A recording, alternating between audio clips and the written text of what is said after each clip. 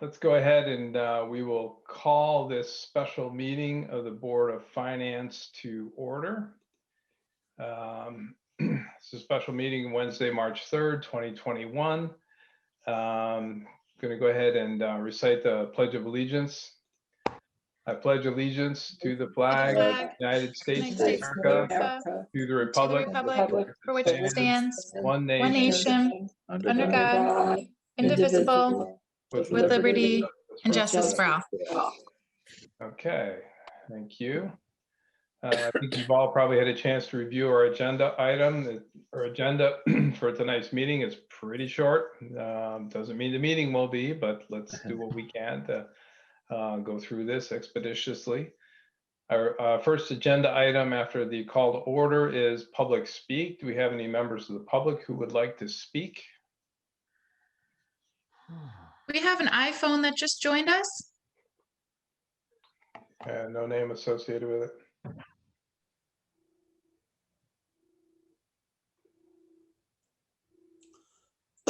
Speak is your opportunity, or you can speak at the end. You have to unmute yourself. I don't see that it's, yeah, it looks like it's not muted, so, okay.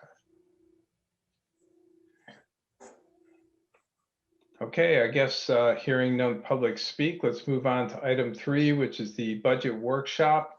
Item 3A is board and department presentations. Eric, are you going to handle this for us? Basically do the run through? So I will. Several Board of Selectmen members had asked to do it, but they don't appear to have, for one reason or other, been able to do that. Yeah, well, we start our meetings on time. I'm just making that point. So. Ouch. Ouch. Okay, so We did have Jeff Murray here. I thought that was Jeff. No, I didn't see. Maybe that's his iPhone.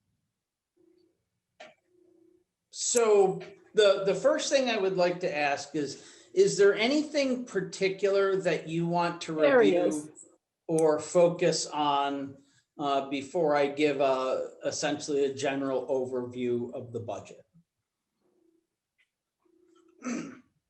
Anybody have anything particular for Eric? I know you'd asked that question last week. I know that, I had talked about wanting to understand kind of what the impact was in the 5-year plan, and somebody else had asked for some clarification on some things or potential clarification. I don't remember exactly what that was. Okay. I just have a quick question. Shoot. How much in this budget year did the town get for COVID relief? Did the town get anything, or does it all go 100% go to school? No, it doesn't 100% go to the school. I think the town got a total of $31,000 in 2 allotments, total, of which we have not spent very much of. We have reimbursed, so we had asked various different departments within the town what their expenses related. So the only group that we've reimbursed that I know of is, I know we've reimbursed the library for their COVID related expenses, which was basically putting up the shielding and a few other things that they were required to do before they reopened under the governor's executive orders. Okay. So we also spent about $4,000 out of that money on, we put towards the combined finance office and equipping them, getting the IT support for them to be able to function regardless of which office they're in. That was one of the requests from the school, that because they were took on the majority cost for acquisition of the software, that they asked us to reimburse them for that, which I thought was reasonable and agreed to.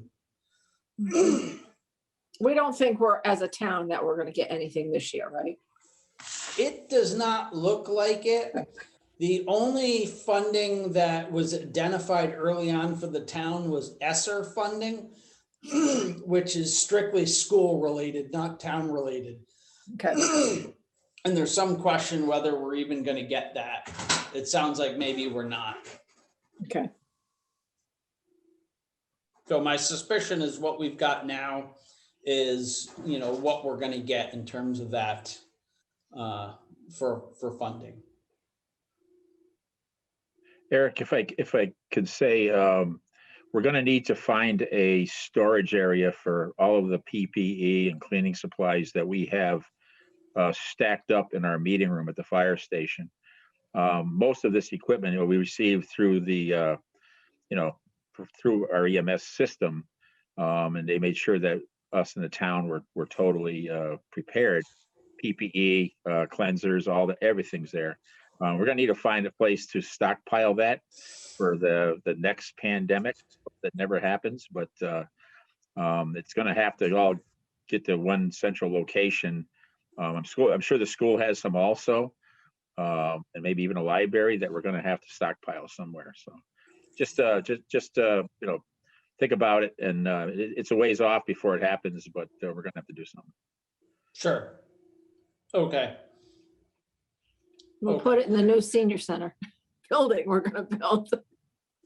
Yeah, Sure. fill up the basement. Why not? Yeah. Yeah, absolutely. So the first thing I wanted to say is that if you look at the budget in broad strokes, last year there was quite a bit of uncertainty because we were hiring a number of people. And whenever you're hiring a bunch of new people, we didn't really know where we were going to end up with benefits for them, because it obviously makes a big difference between whether they're single or they have a family plan or whatnot. So we ended up better off than we anticipated, when we did the actual hiring. And we also were under on salary, in part because the hiring process takes a while. So there's always a gap in time when you're not paying for an employee.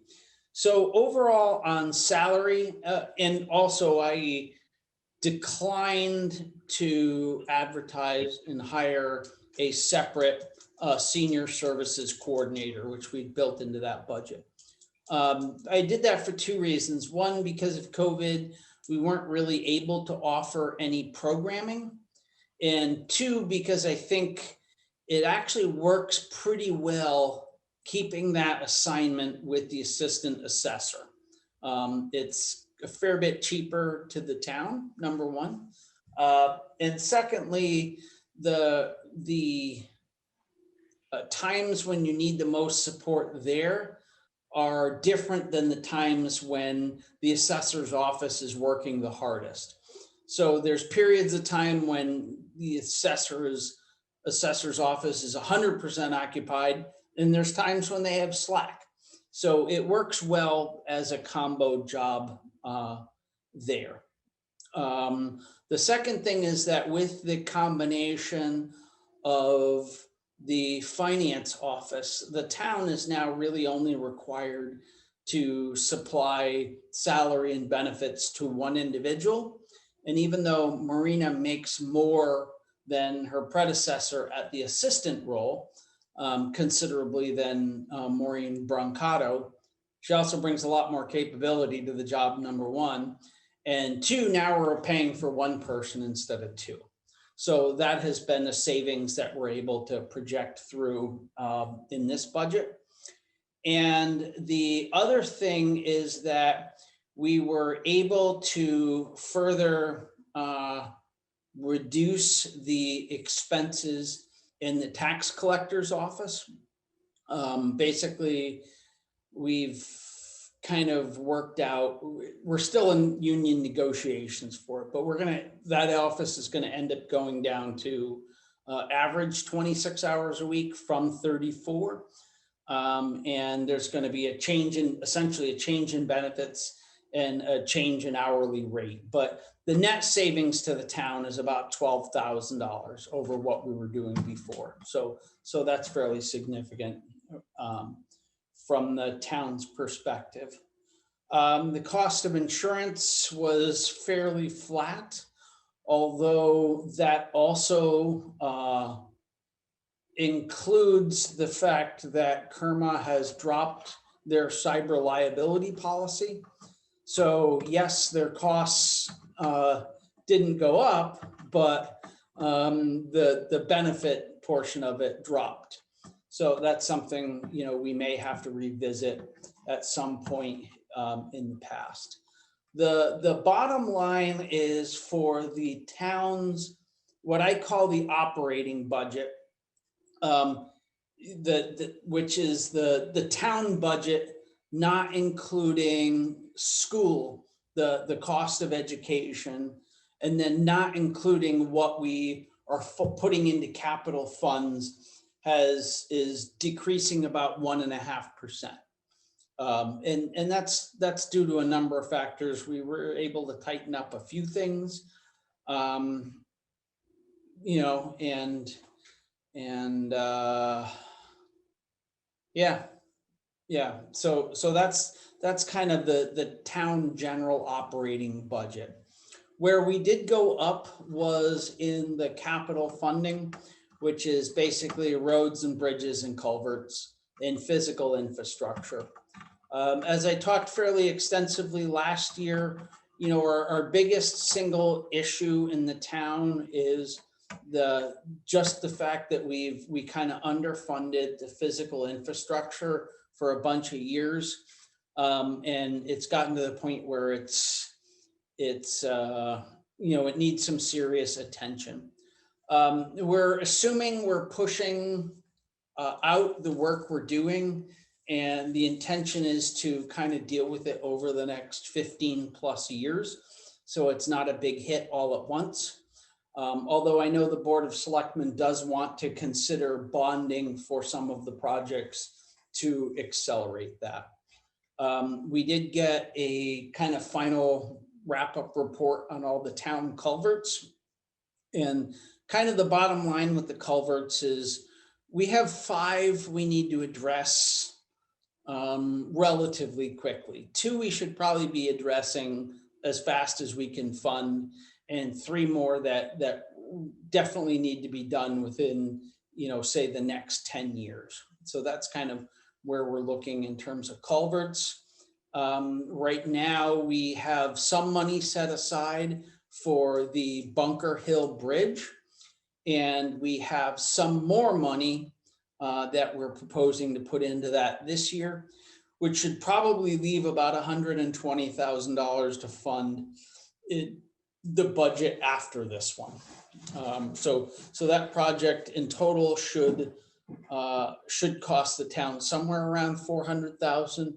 We'll have a better guess, or we'll have a better estimate when the engineering firm has completed what they call the 30% portion of the bridge, which means the design is 30% complete, and they're ready to basically present, and we're going to pick which way we go in terms of bridge design. And that has been delayed basically because the state didn't finish surveying before it got too cold. And since one of the things they have to do is kind of contour the riverbed, which involves somebody standing in waders in the river, you know, with the survey pole, they have elected to put that off till it's warmer, which is a little unfortunate, but so we're moving ahead with some aspects of the design, but we're definitely going to be a little delayed, but probably not so much that we can't anticipate a start date next spring. As far as the road work goes, I've been working with Jay on the presentation of kind of what we're planning on doing for road work.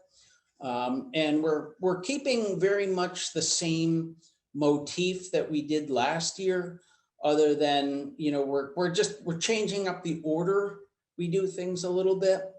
And, you know, we're trying to get a little more, you know, economical with it. I mean, the reality is, you know, we're many millions of dollars in the hole on road work because we underfunded that for, you know, 20 plus years. And so what we're looking at doing is that what kind of compromises can we make because some of our roads are bad enough that, the potholes are substantial enough that it affects their drivability.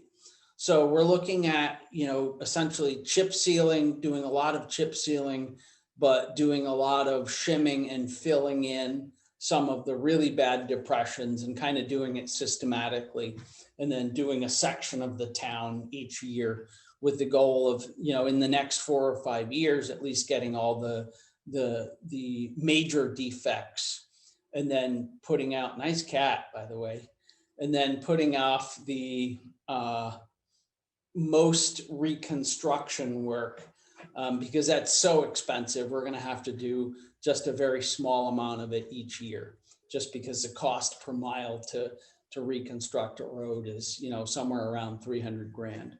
And we just don't have the funds to reconstruct a lot of what we need to. Other than that, in terms of capital, the Board of Selectmen is proposing to fund the fire department at $75,000 for their capital equipment, which was less than what we originally requested. But there's currently about $33,000 in that account right now. So that is enough that we should be able to purchase everything that was on their priority list. We'll run the account back down to zero, but they'll have the stuff they need to work with for now. What else? Eric, correction on that? You're What? talking about the first 3 of the 5 on the priority list, correct? Correct. Yeah. Correct. There's 5 Yeah. items that long term, and the selectmen decided we asked for the number 1, and the selectmen decided to fund 1, 2, and 3. But there's still 4 and 5 coming later on down the pike. That's, I think, what everybody should know. So. Right, but not in this current, No. follow-on budgets. Correct. Yeah. Yeah. And obviously we know there's going to be a large ticket item at some point when they go to replace the older, what do you call that big toolbox? The older 2 trucks, the oldest 2 trucks, the Correct. 91 and the 98. Yeah. So we know we are going to have a big expense for that coming down the road, because one of the vehicles at this point is 30 years old. And as you well know, at some point it starts getting very hard to even get parts due to the age of the equipment. The other thing we're funding again this year is we're funding tree work. The Board of Selectmen's proposing to fund that at $50,000. We left about $15,000 in that account unspent last year, just because we'd had so much storm damage. We were afraid a really big windstorm, would put us in the hole for a lot of emergency work. So given that that's not probably an issue right now, that gives us effectively about $60,000 or $65,000 to spend this year on tree work, which gets us about the equivalent amount as we did last year. Last year, we hired a company with basically what's called a grapple saw. And we hired them because their cost per day is much higher, but the equipment is so much more capable and so much faster than a bucket truck that you get 3 or 4 times more work for the same amount of dollars. I think conservatively, we still have 700 or 800 dead trees on the side of our roads that we need to address. With a little luck, we can get 400 to 500 of those taken care of this year, and then keep chunking away. We've chosen, because we had limited funds, to not really take all of the ash, just take the ash that's already dead. But you can see a lot of the stuff even that we passed over the last year is already blonding pretty badly. So it's likely to be dead in the next year or 2. So I would expect for at least the next 3 to 4 years, we're going to need a really, healthy capital budget for tree removal. Did we have a lot of trees come down yesterday in town? Yeah. Yep. Okay. Yeah, I mean, we were fortunate in that, well, I mean, we were fortunate and unfortunate. Roughly a little over a third of the town was without power due to various different, and then more later because of an issue in Coventry. Um, yeah, we had lines broken in probably 10 spots, something like that, not including individual leaders to people's houses. Right, right. And we had, I think, 1, 2, 3, 4 Public Works cleared, I think 5, full or partial road closures because of trees that weren't on the lines, but had fallen in the road and were blocking the road. Right. Not too bad, but not nothing either. It seems to be the wind is getting us now, so it's not snow, it's wind. Well, we're very vulnerable because, we have so much dead stuff that's sitting there that we're in a very vulnerable spot. So the other big thing that really affects this budget badly is the fact that the last 3 years or so, we have spent down our unexpended fund balance surplus. And we, like, for instance, last year, we put $780,000 in between unexpended fund balance and also by taking older funds that weren't really being used that had been created in the past and repurposing them and basically getting rid of, cleaning out all the old funds that really, weren't accomplishing any purpose. So that's, even if we had a level budget today, that would still be $780,000 more that we had to raise through taxation if we had a perfectly flat budget. So that's probably one of the biggest things that's affecting us. And it's actually more than 780, because if you remember at the end of the year, you authorized us to transfer 100,000 of the surplus from last year into this year's budget into the capital. So it's really $880,000 last year that we put in the budget that we don't have available for this year. And we can talk a little bit about that more later. We might be able to transfer a little bit, but we're not going to go anywhere near covering that gap. So those are kind of the big overall highlights. The town portion of the budget is about 27% of overall taxation. The remainder is the school spending. So that's kind of where we're at. Do any of you have like specific questions, or how do you want to approach reviewing this? I have one, Eric. Sure. I know I brought it up before. Do we have a specific grant writer in town hall? Or is that Nope. being done by whoever picks up the pen? I mean, most of the big ones we've gotten, I've written. Well, the reason I ask is, I mean, the expending our fund balance works both ways. I myself, when I was fire chief, Chief Koval, and now Chief Mike, have every year we put in for Fire Act grants and any fire DEEP grants, things like that, and we get denied. Mainly is back under my tenure, because the town had such a large fund balance. They look at it. They look at every bit of funding the town has. So spending down the fund balance actually is a plus for us to to apply for grants. And I don't know if you know my neighbor Suzanne Heisey Maynard. She is a retired grant writer for Oak Hill. Her and her husband both worked at Oak Hill. He was I think he taught art or something there, but they both were retired employees from that Oak Hill organization, very large. And she retired as the grant writer, and she has offered her services. She lives right up the street here on Lake Road. her husband Roger has since passed due to cancer, but she has offered her services before. She actually looked at a couple of grants for us at the fire station. Again, getting turned down because of the town's fund balance was so, so large at the time. So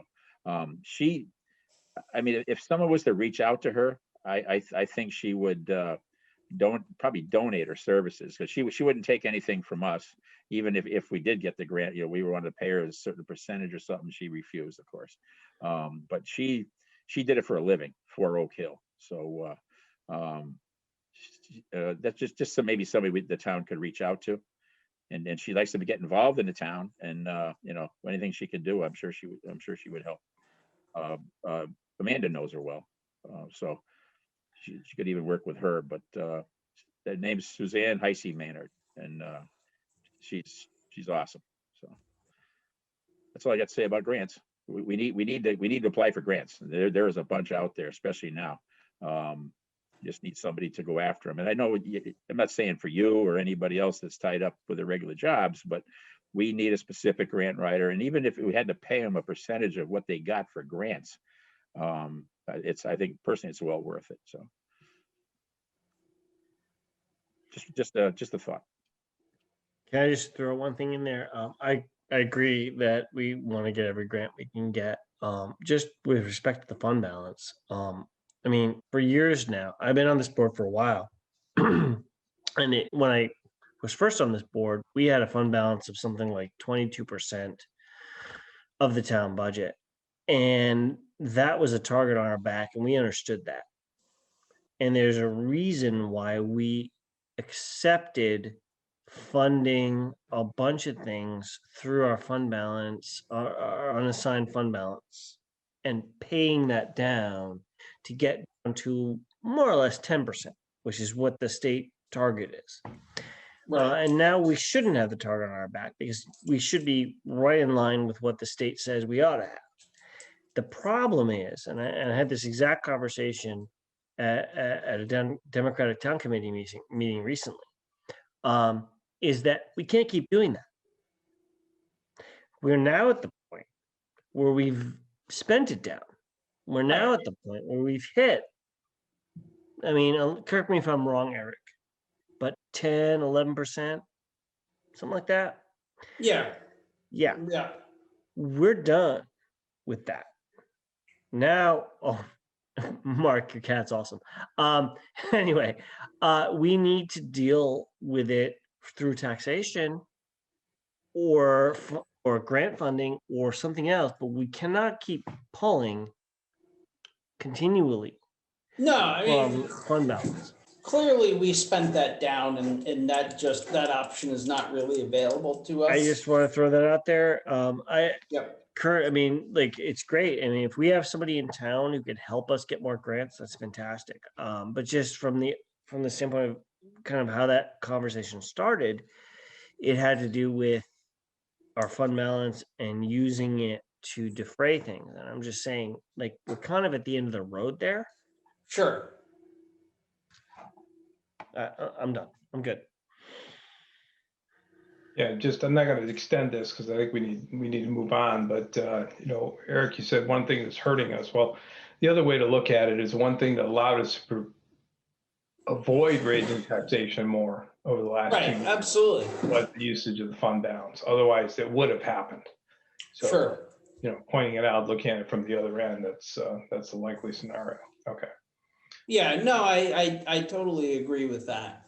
And I think we're getting closer each year to what we actually need to fund to run the town, properly, would be what, and we're still running pretty frugally. I mean, if you look at what we actually expense for the town hall,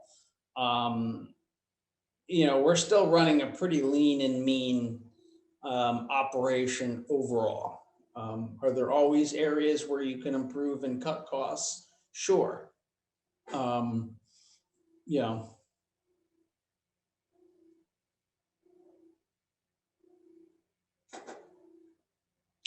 So I guess my question is, I've given you all the written material and the Excel spreadsheet. What else do you want to review, or, what do you want to see? Do you want to go through it line by line, or how do you want to approach the town's budget?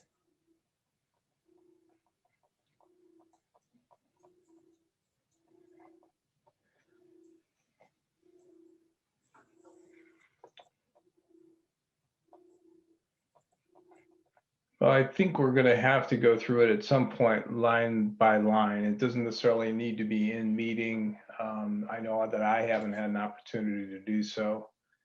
Your report's fairly thorough, so definitely read through that and looked at it. I mean, I've had a chance to go through everything line by line. I spent a lot of time over the weekend and this week going through it. And there's not a whole lot of places to find some money, except in the transfers section, the transfers into the funds. Right. I mean, in truth, that is, that's the only place where there's been any growth, in this budget.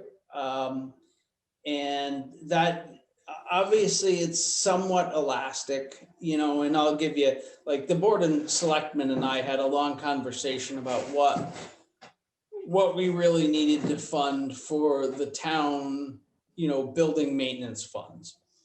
And I can tell you, I mean, I could run down $200,000 or $300,000 worth of projects I would like to do at some point. And I can tell you what I think right now at this very time, the biggest priorities are. But the way I look at it is, you tell me what I can, what I have available, and I'll come back to you with a wish list of what I think is most appropriate. If I get $45,000, that's what I'll spend. If I had more, that's what I would spend. If I had less, that's what I would have spent.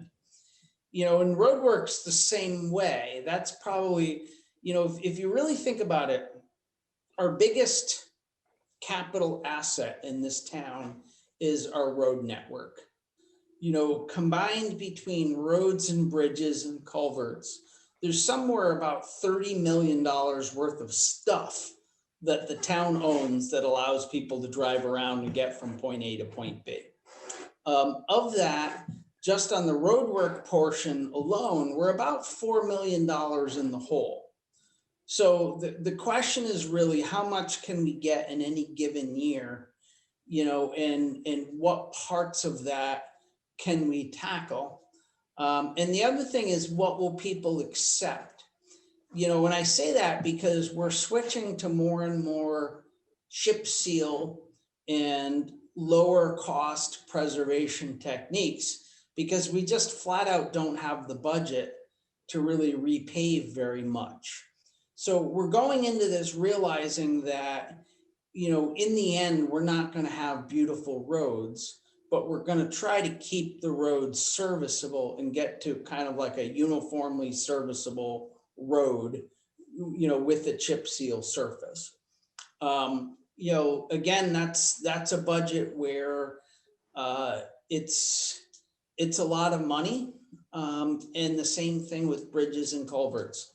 I mean, we're talking about right now funding bridges and culverts at about $220,000. So to put it in perspective, more than likely Bunker Hill Road Bridge is going to be, the town is going to be out of pocket about $400,000 to do that. The first culvert we're likely to address is on Hutchinson Road. That one should be somewhere around $200,000. And the one after that is going to be the one on Lake Road by Basola. And that one's probably somewhere around a $600,000 project. We will apply for state funding for that. We should be able to get basically 50% of the cost reimbursed from the state. And after that, there's 3 more waiting to do. And we got, 2 more small bridges that I'm in the process of picking an engineering firm to evaluate, because our town engineers looked at them both and said, yeah, they got problems, but I'm not insured enough to tell you, to put any kind of stamp or guarantee on this bridge. So I mean, again, that's funding where you can decrease it, but that just decreases the rate at which we can actually go after some of these problems.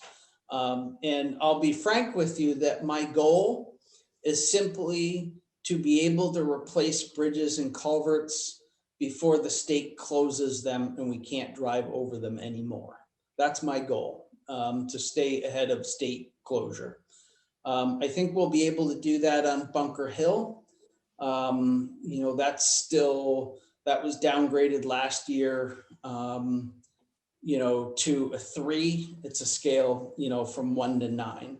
But the bridge inspector for that said, if we had another sinkhole appear in that, they would probably go through and either put a weight restriction on it or close it completely. So hopefully that doesn't happen in the next year and we start the replacement before we actually lose the ability to drive over it. And that's really my goal. I mean, it's not to do it for aesthetics. It's just to do it, get these things, before they fail to the point where we can't drive over them anymore. So, not a lot of fluff there. It's a lot of money, but it's money we need to spend. The money that we're putting aside for the road improvement fund at 300,000, Correct. is that 300,000 an annual number that we need to fit into our taxation budget every year? Because that's just going to keep us status quo. It's not going to get us, we're not getting ahead of the game with that, correct? So if you look at it objectively, a really good rule of thumb is to plan on about $10,000 per center line mile per year to keep your road network constant in Connecticut based on our cost of roads. Those are for rural roads, much less than the state. The state uses a number about 10 times that high per lane for a highway, but a local road with less traffic, that's about the number you need to stay stable. So every year we're going to need, between the money we get from the state in town aid road and the money we put into town into road work, we need to come up with a number somewhere around $300,000 or $340,000. Somewhere in that range is what the break-even point is. And everything we can put in above that long-term will go towards improving the quality of our roads. This year we have one advantage, and that is we were able to get a steep grant, which we're using towards reconstructing two sections of road. One, the first section of Long Hill and the first section of Shoddy Mill. So we were able to get about $130,000 in additional state aid for that one. So this year, all total, we're looking at spending somewhere around $530,000. So with a little luck, we're going to be gaining on the road work this year, which is a nice change. And we were able to gain a little bit last year. What we're doing is we're using a company in a program called Street Scan, which does basically an automated road evaluation, with the plan to do that reevaluate the roads every 3 to 4 years, just to make sure that, what we're doing is really effective and is increasing the overall road quality. What I would say is that we're going to succeed, but we're going to succeed by giving up on essentially really smooth road surfaces and we're gonna accept a chip sealed surface as kind of the default road surface in town, which is not completely popular. Definitely got some negative feedback from people who walk dogs on the road. Definitely got some feedback from kids, from people whose kids like to skateboard, because often that's too rough a surface to really skateboard on. So it's not ideal, but it will be serviceable. And given the budget constraints that we have, I think we're really targeting serviceability, not, perfection, if that makes sense.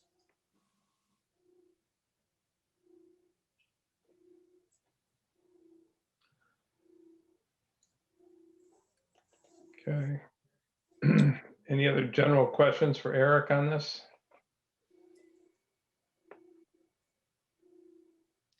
I just have one other question. So we're doing an increase in funding into the Public Works Equipment Fund from 55 to 110.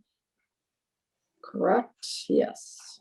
Yes, So- except that we Did we spend that supplemented money on the that. truck? All right, we spent that money already, right? No, we haven't spent the 110 we're putting in. Okay, But we've certainly wiped out everything that we put in Okay, up to this okay. point. That fund balance will be basically zero in a couple of days. and that's because of the sweeper and the truck we just bought, right? Correct, Okay. correct. Yeah, so we're basically wiping that fund balance down to zero. In fact, we're taking money out of Town Aid Road to make up the difference because we don't have enough in there to actually buy what we need right now to replace the truck. Okay. The other thing, Diane, you had asked me to do at the last meeting was to bring the year-to-date expended column in the budget up to what we've actually spent. I pawned that off on Marina. I have a copy to give you. I'll email it all to you. I would have Okay. given it to you before the meeting, but I just got it at like 4 this evening. Okay. So that updates the year-to-date expended. The only thing I would say though is that this is a really weird year because of COVID, and there's a few things that, we've had to spend a lot more on, but there's a lot of things we just, the senior programming, we really just haven't done any. I mean, we've spent Right, almost nothing right. on that budget. Same thing with the rec commission stuff. We really just, there's a lot of areas where, we just can't spend the money right now because we're not allowed to. So I've carefully looked at areas and looked at, not only our current expenditure, but what were previous years, when we weren't really operating in that mode. I mean, one of the things I would like to know, I know it's going to be hard to pinpoint it down before we have to approve this budget and everything, but, get as close as we can on year to date to see if we have any excess money we haven't spent this year, so we can kind of figure out how we're going to end up at the end of the year, to see if there's any money. We're going to be, I would say conservatively, we're gonna have at least $100,000 in surplus at the end of the year.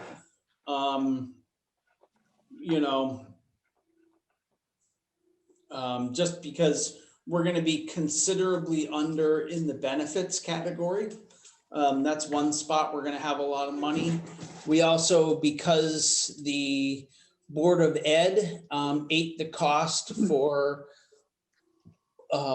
paying for the software Edmunds transition, we still have that whole fund, that whole allotment untouched, which is $30,000. And then we have the coronavirus relief money, which we haven't really touched. There's at least $20,000 in that.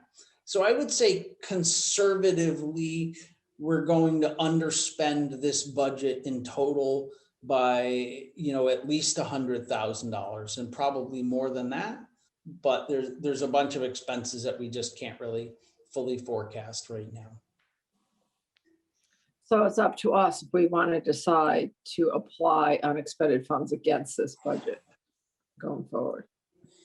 Yes, so there is some excess in unexpended fund balance because we didn't transfer 100, we didn't get all the way down to just 10% at the end of last year because we didn't really have a finalized audit.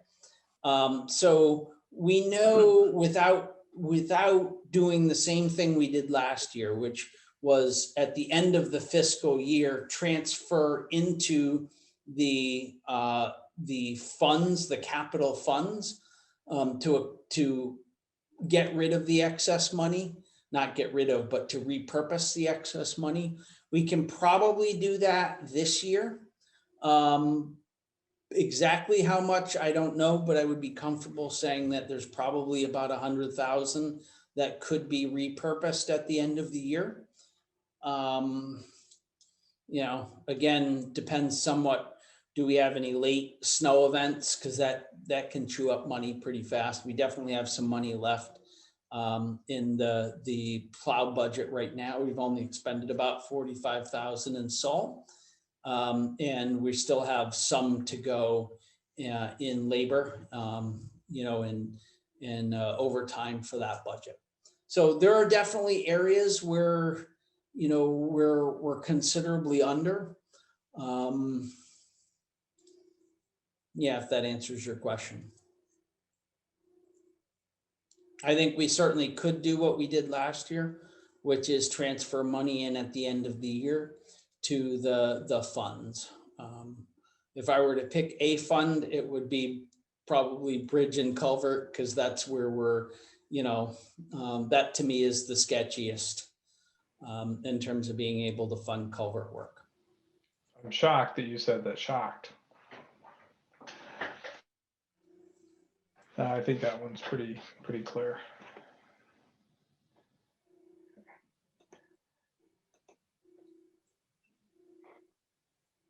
All right. Anybody, when you look through the detail in this town budget, there's some big variations, but when you look at it, as Eric, I think it kind of explained in one of the previous meetings, a lot of the variations department to department is moving the benefits out of the benefits category and then into the specific department so that we can see, hey, what is our building department actually costing us? What is our, what is our public works department actually costing us, not just the salaries, but also the benefits. So there's some fluctuations there. They seem to be offset pretty straightforwardly. There aren't a whole lot of honestly, beyond that. At least that I see flagged as things that I would be concerned about. Yes, and if you all want the full personnel cost breakdown, I can certainly provide that. If you want all the exact salary data for employees, I don't generally share that because it's tied to individuals, but it is FOIA-able information. So I will, if you want it, I can certainly email that to you also. Well, there's not much we can do with that because it's really salary, benefits, and whatever we're giving people for a raise this year, and they have to have some kind of increase this year. So there's nothing. Correct. If you've already cut the positions that we decided not to fill and things like that. Yeah. So the one thing I would say along that line is the one thing that's definitely in this budget that falls in your realm exclusively is the salary increase for the town clerk and the salary increases for the registrars. And the reason is that by charter, the Board of Selectmen set the salary for employees other than those that are elected. So the town clerk and the registrar are both elected positions. So that's solely your discretion as the Board of Finance. It's murkier in terms of who gets to choose for the other town employees, because that's technically, wages and benefits are by charter set by the Board of Selectmen. I'm not sure what would happen if you decided to overrule that, but maybe you could. But certainly for both the registrar's office and the town clerk, that is set by you. The Board of Selectmen has made a recommendation in both those cases, but the final decision is up to you. Eric, since I'm not looking at the spreadsheet at the moment, Okay. how much money are we talking about there? For those two positions, Not a lot. I know, rounding no, error. it's Probably. not a lot. In the registrar is basically, Increased workload, right? I mean, yeah, that's straight work. I would actually bet that probably Wally right now is overall probably making minimum wage. When you look at the number of hours it takes to actually do the job, because the state has pretty radically upped the responsibility for that office in the last 12 months. And it's somewhat unclear whether it's going to stay at that same level, but certainly there's a lot of push from the state to consider or to keep, pushing absentee balloting and some of the things that really increase, and I can tell you the town clerk this year during election season was in here basically 7 days a week. And it was enough that we had to hire her temporary assistant for about a month and a half, because she just physically wasn't able to process all the stuff that needed to come out of her office. So I think in the town's clerk's case, the what she asked for was a 6% raise. And the Board of Selectmen, agreed to her rationale for it. But it's kind of ultimately it's up to you whether you think that's appropriate or not. And you can certainly bring her in at one of the meetings and, have her justify that if you so choose. I guess what I'm getting at is how that translates to our overall budget. I mean, the town budget, as you mentioned, was what, 27%, you said? Yeah, the town budget's 27% of the total budget. Okay. So we have this particular line item with a particular salary line going up 6%. And the overall impact of that obviously is a fraction.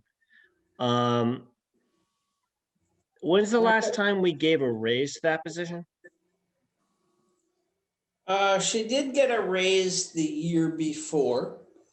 I think last year we granted 2.5% raises to employees overall. I think there have been some significant periods where the town operated in austerity when none of the employees got raises for a bunch of years. That's true.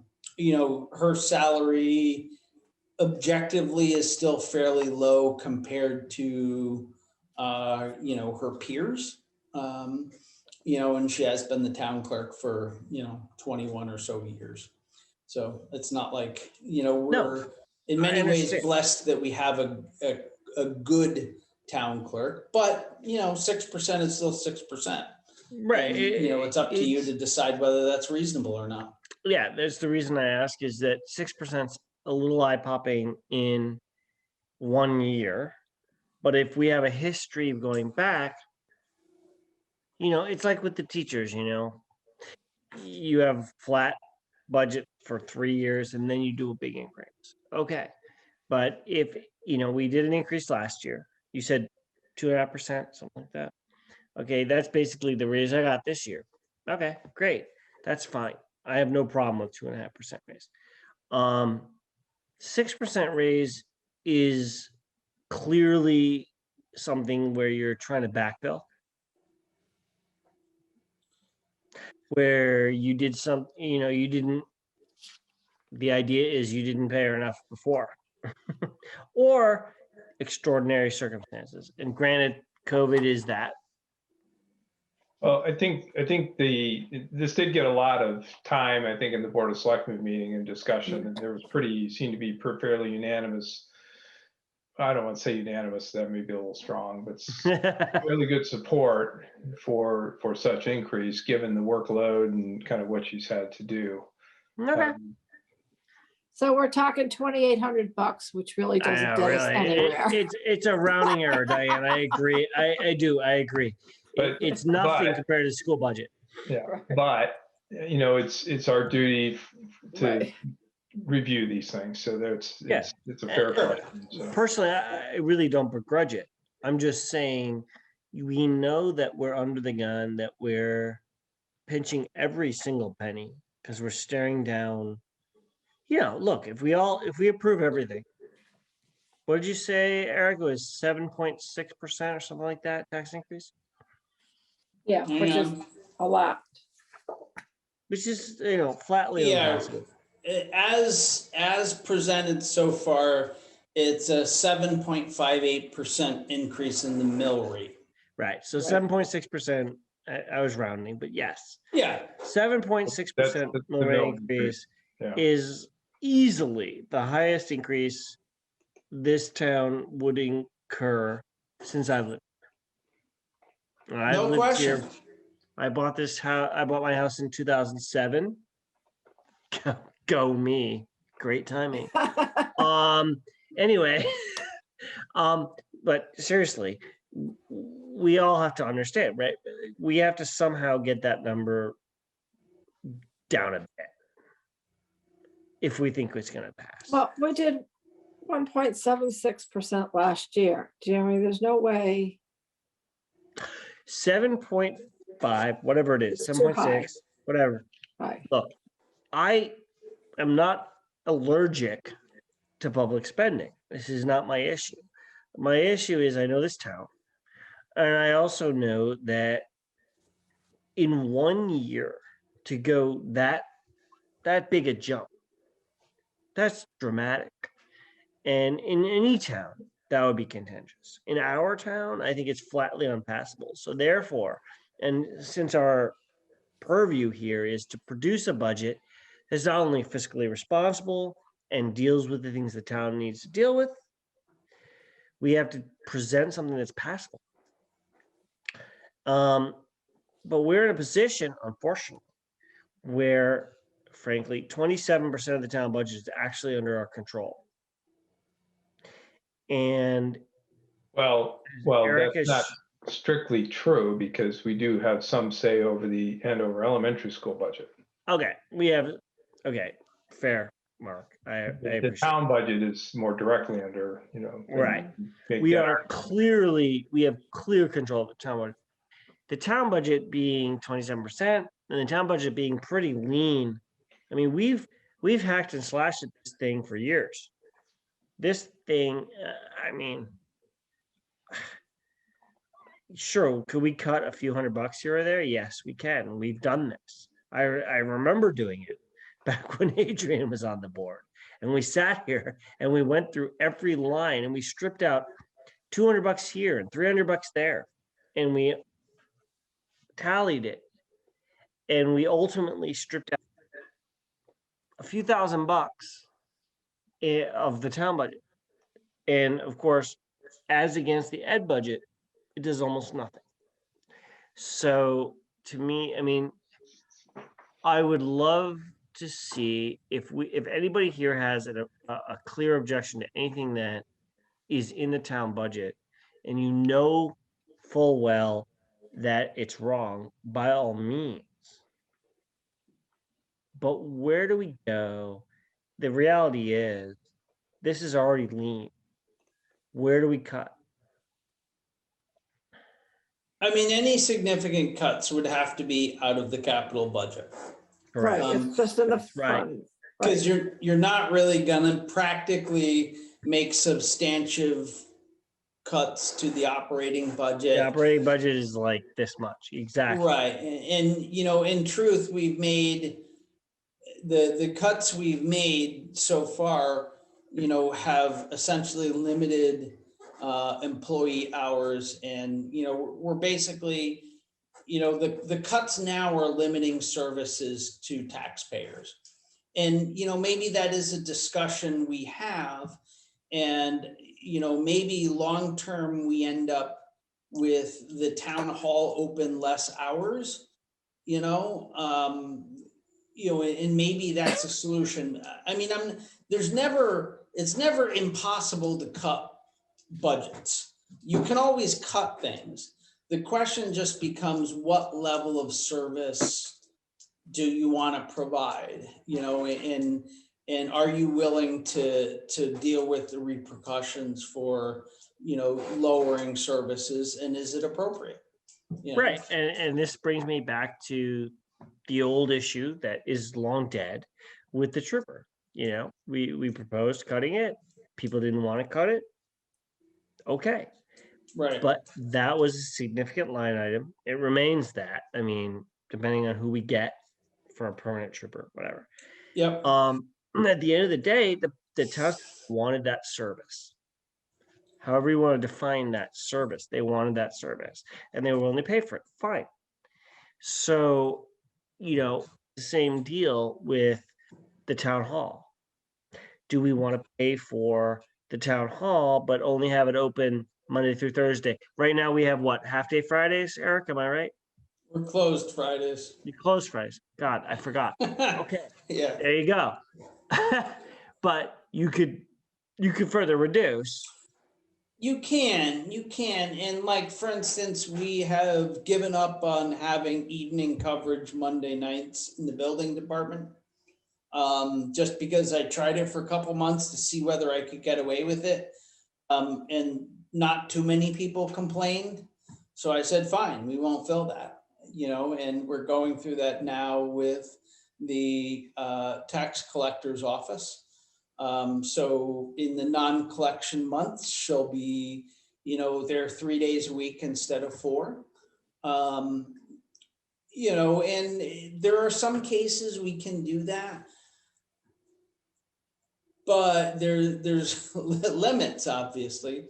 And you also have to accept the fact that we have to attract and retain staff.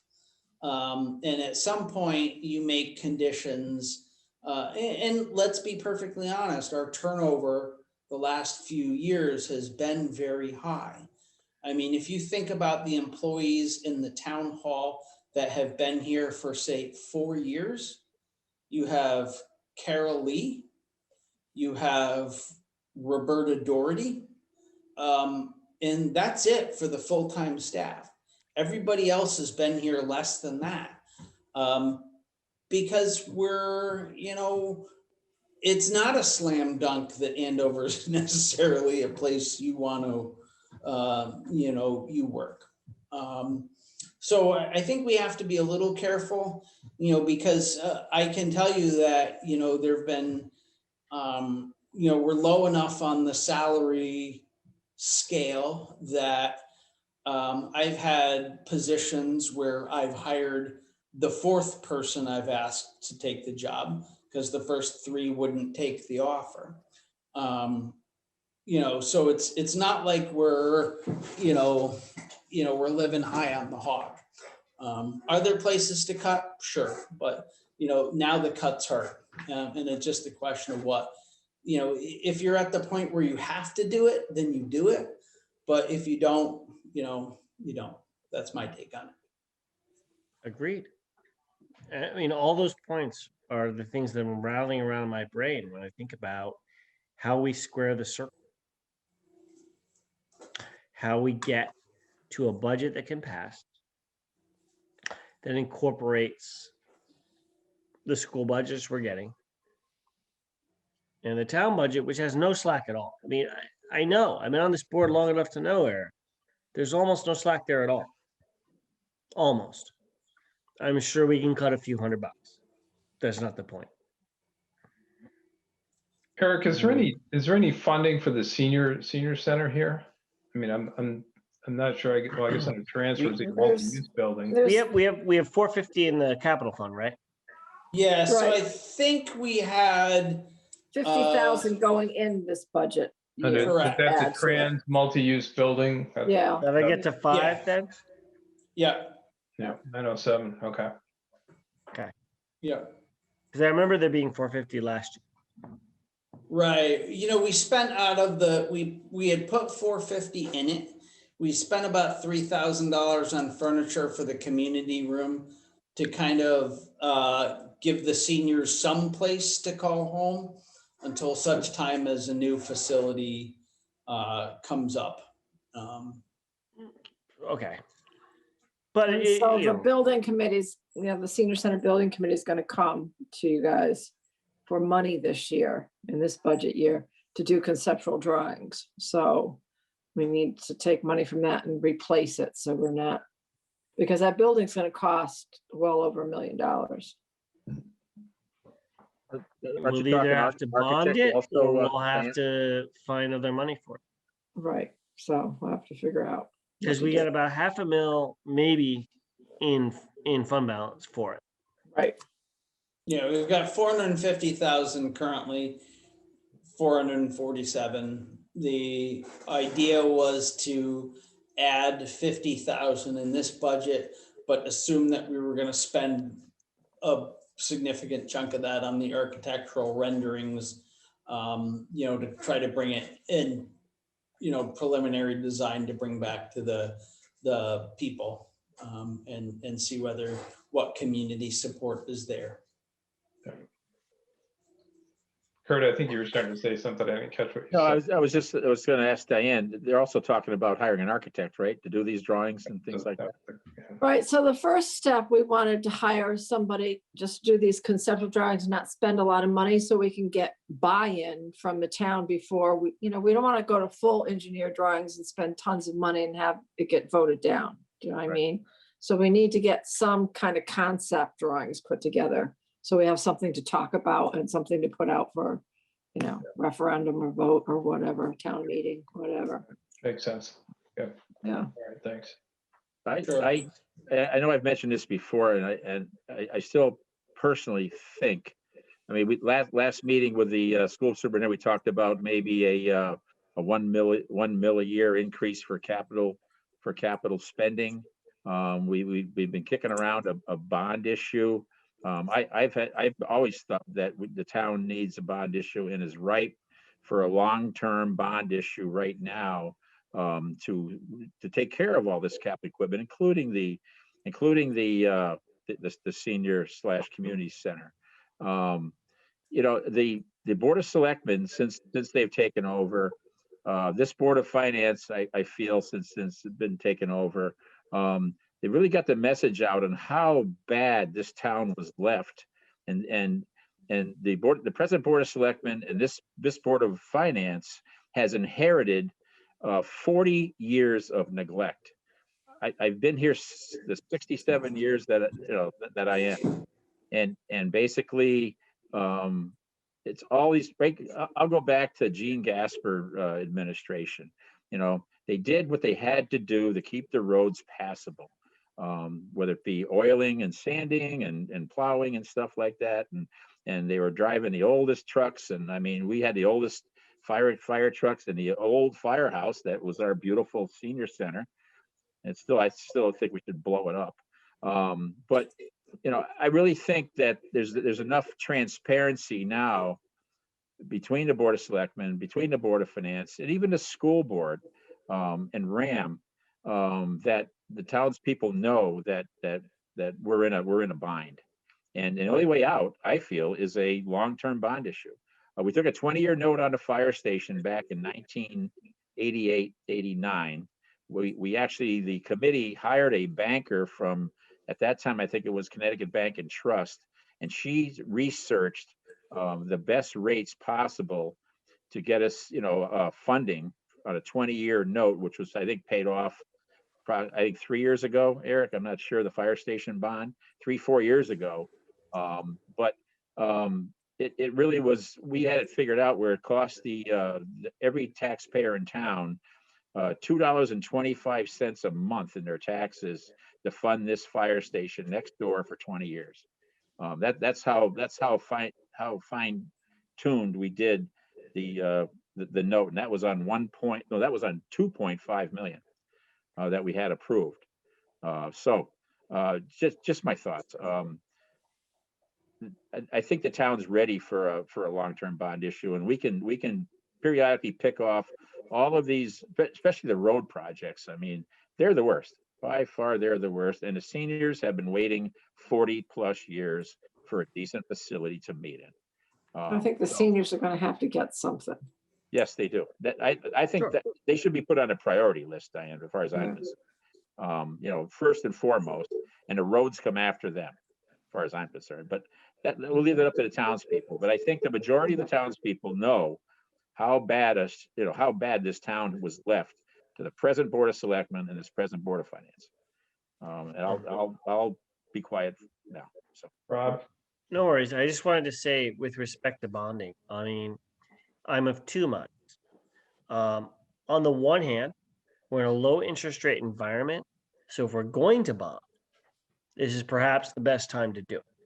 We're in a very low interest rate environment. I don't know what exactly interest rate we could get. I could just think about what mortgage rate I could get and compare it to, Kurt, you mentioned late 80s. I remember my brother regaling me with tales of what his mortgage was in the late 80s.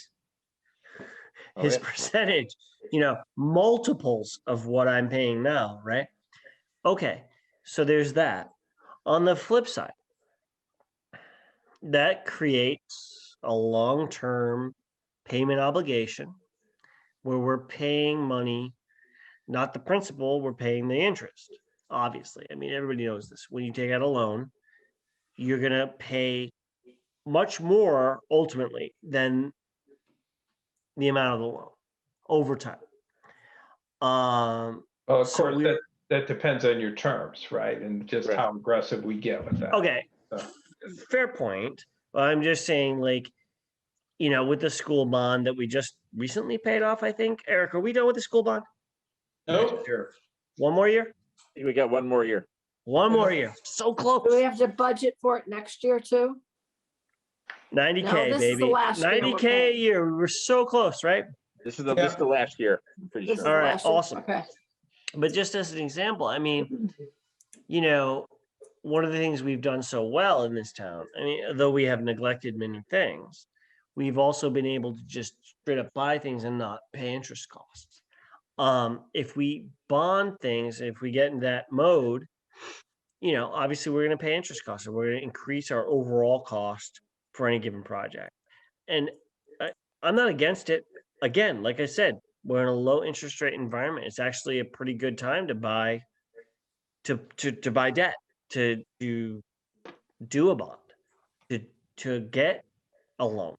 It's a good time to do that.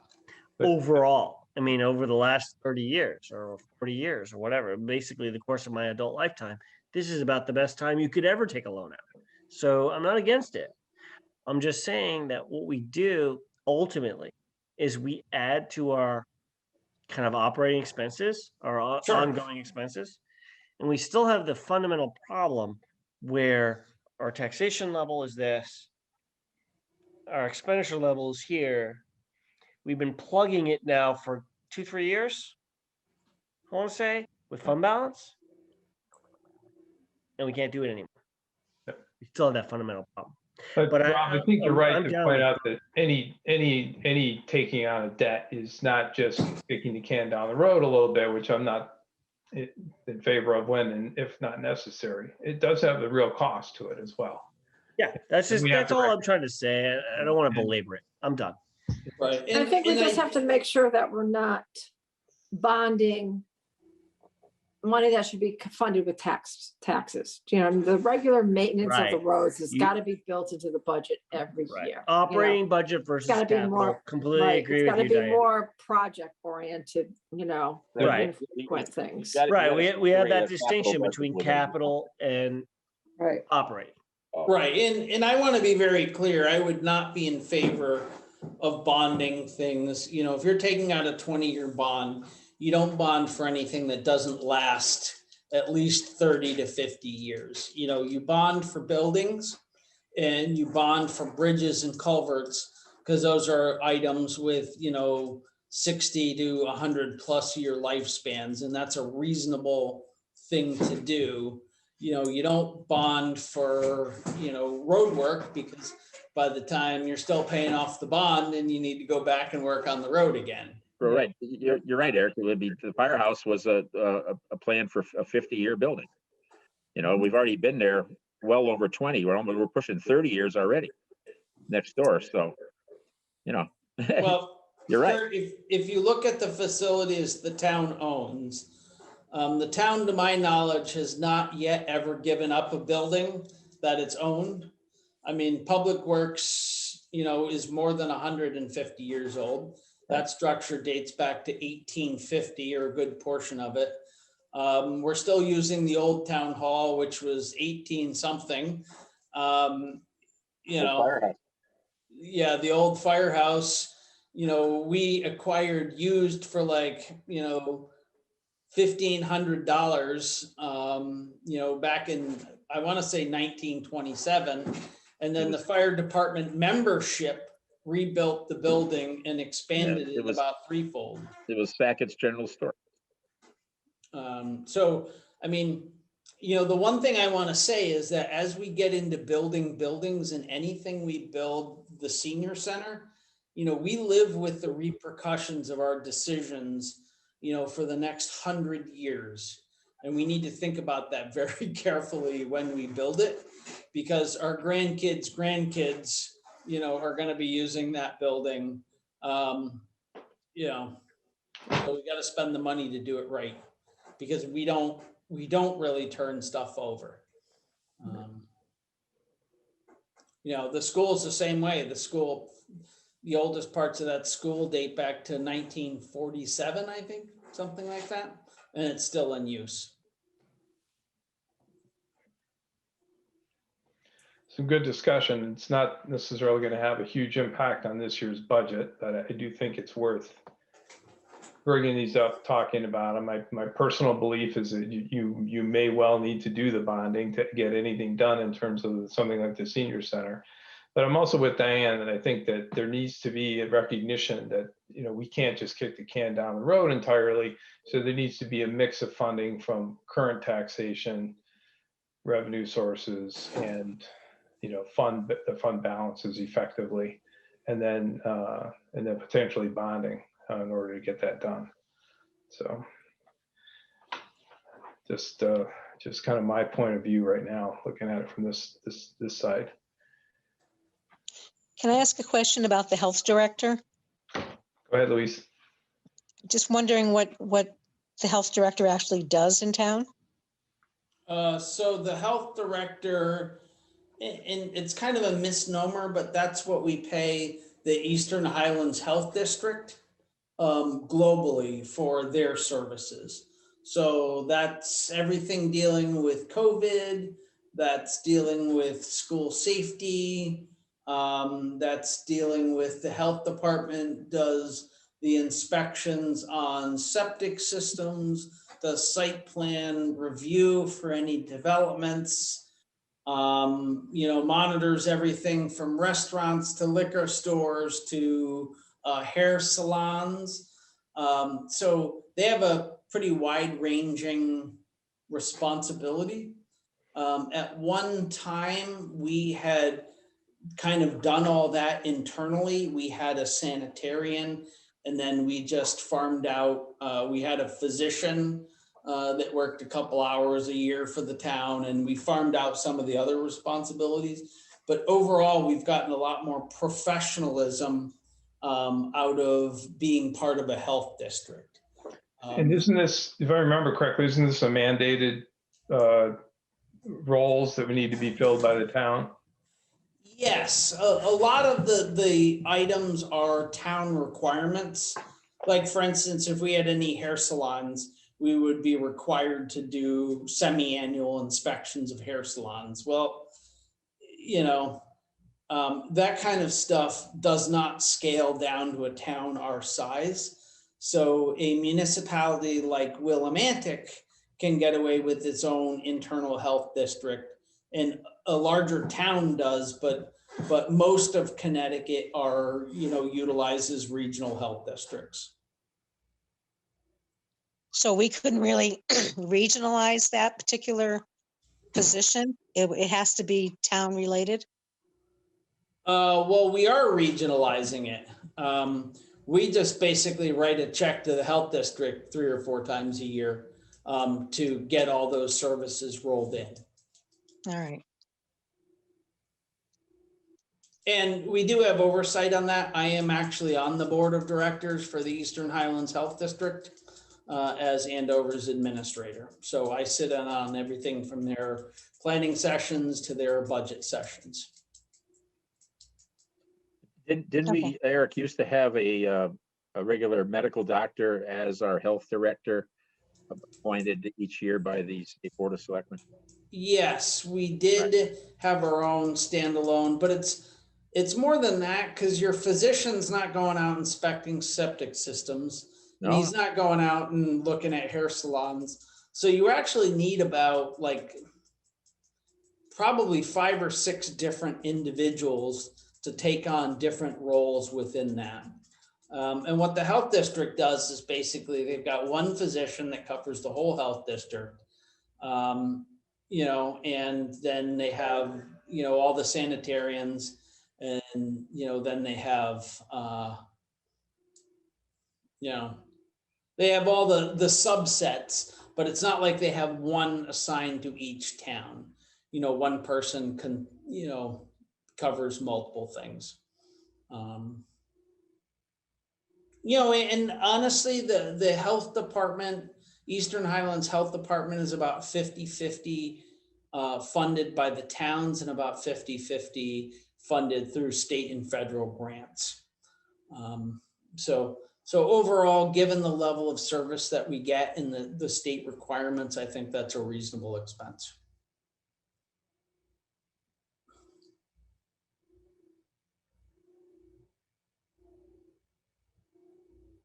Mark, you're muted. Any other general questions or specific questions for Eric? Ideas or thoughts? I don't just want to keep it rolling.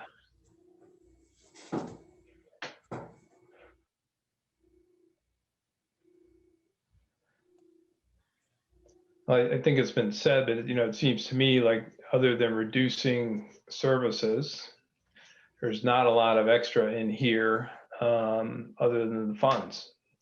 We could opt out of funding some of these long-term capital projects or other projects, but we all know that's come to bite us already. So and I think some of the sentiments of the residents of Andover have been made pretty clear over the last few years that I've been involved. So that's something I don't think we would take on lightly. I guess my thought, Mark, is do we want to set a target that we want to hit for the budget in terms of a tax increase? And then we can work towards it.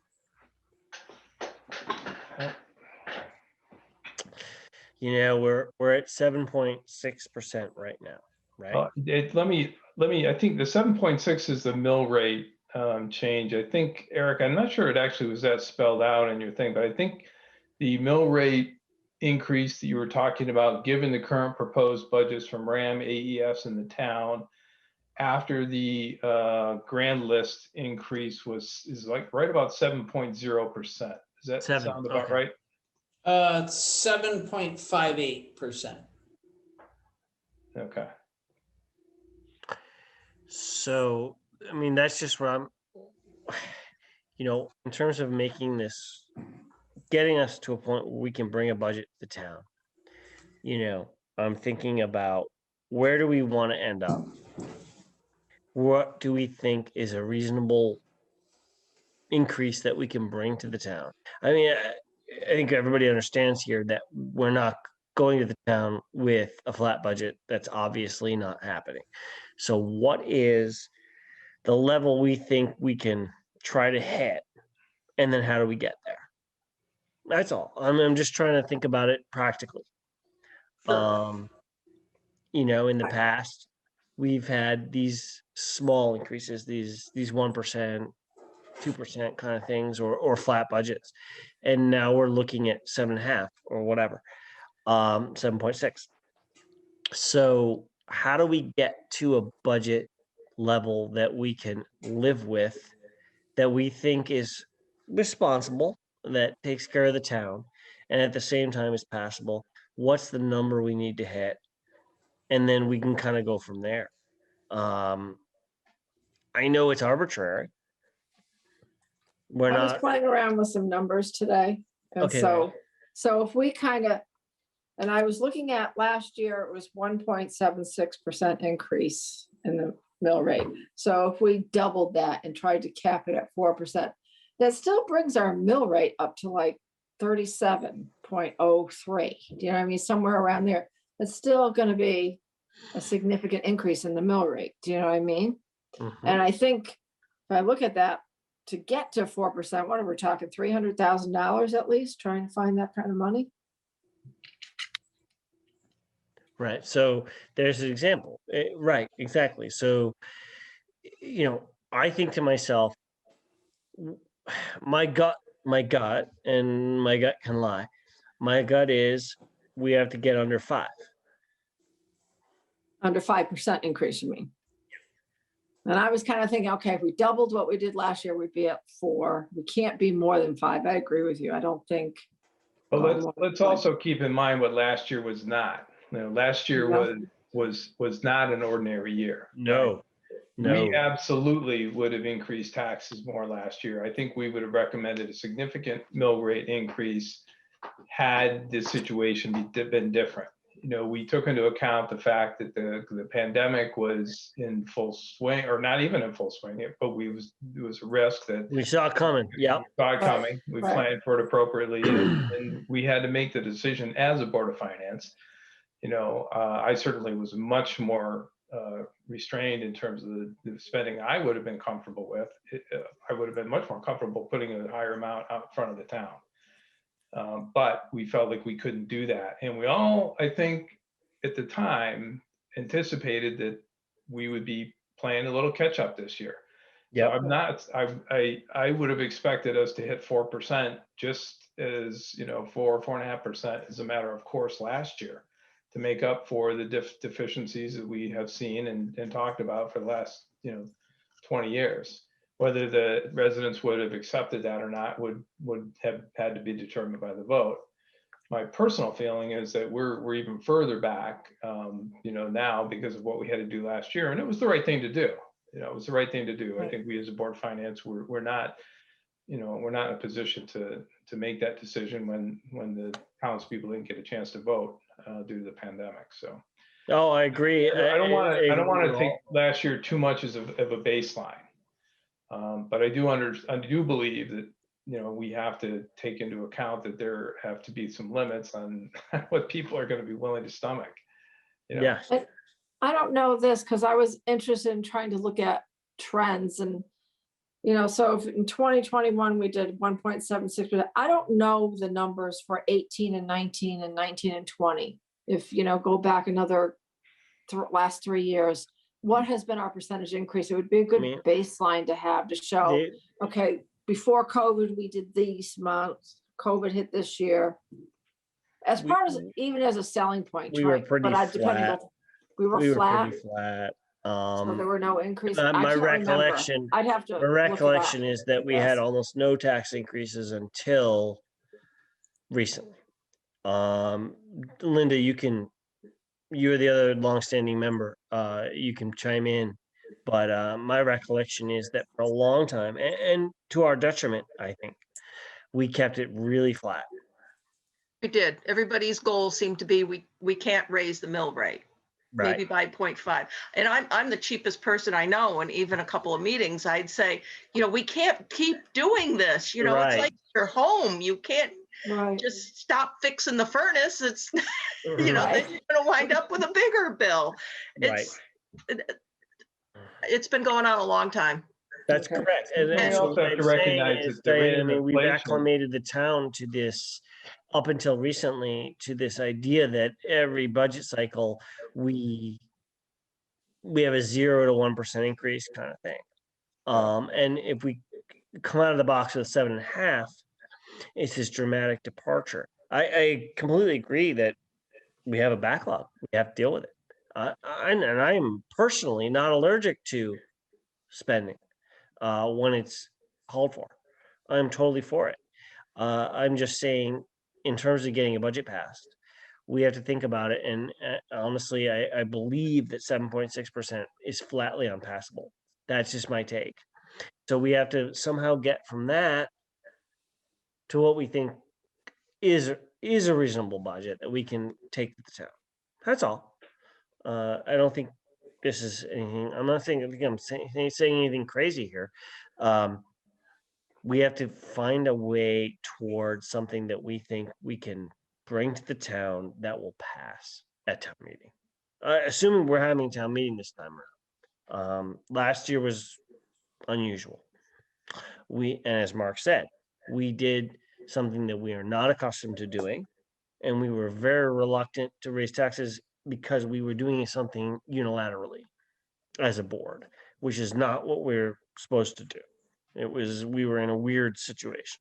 This year seems more normal. And so if we go through the normal process, then the question is, okay, how do we get a town meeting to approve a budget, send it to referendum, and pass that budget? That's all. Still to go from 7.5? Is that where we're at? Down to 5? That's still a lot, a big chunk That's still of a money big cut. to get to that number. Is a big chunk of money. And there's not a whole lot of money around. Correct. And this is kind of my point. Like, even if we want to target 5%, which is the biggest tax increase by far since I've been in this town, since 07 that I moved in. I don't think 5% has been even approached since I've been here in a given annual budget. I will go to bat for a budget that we think is the right answer and we think has to be done. But I want to be sure that we've done everything we can do before we do that. And then if that's the case, I will stand up in town meeting. I will defend it with everything I've got. That's all I'm saying. It's one thing for us to sit here, and we've been on the board for ages, to sit here and know that the infrastructure is going, we have to work on it. We have to take care of things. And it's another thing to go to the town and say, we want to increase the mill rate by whatever. Even if people intellectually know it, I don't think they're going to want to do it. Uh-oh. Which is why we have to make the case.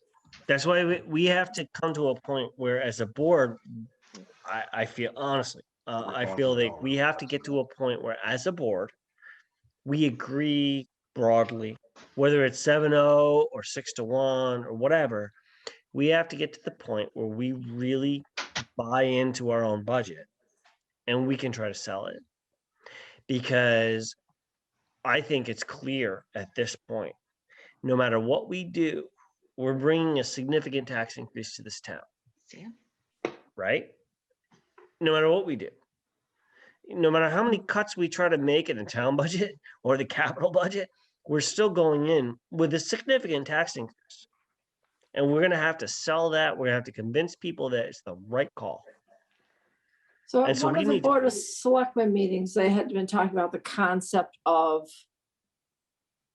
a dedicated 1 mil, 10-year finite increase just to fund this infrastructure stuff we have to do. And selling a concept like that to the town, that it's a temporary, I don't know. that's probably not a tough sell. The problem is we've got this large increase coming out of RAM and Right. AES. I mean, that's not on the agenda tonight, and we're not going to talk about it at length, but I think that's just going to, that's where the increase is coming from. It is. Well, RAM is a decrease this year. So we're down on RAM from last year. Well, I think we're down because we're down as a percentage. Right. I don't know that But- RAM right. isn't down overall, right? Right, no. Yeah, it's No. down Em is still 26,000. proposing an And I increase. just got a note from my husband. Go ahead. We have Lou. we have a 4,000 decrease from AHM. Oh, yay! Get us there. $4,000. We're We'll good. take it. We're good, everybody. All set. Fire department budget is flat from last year, so Hey, Kurt, No increase. I'm not looking at you, man. zero increase.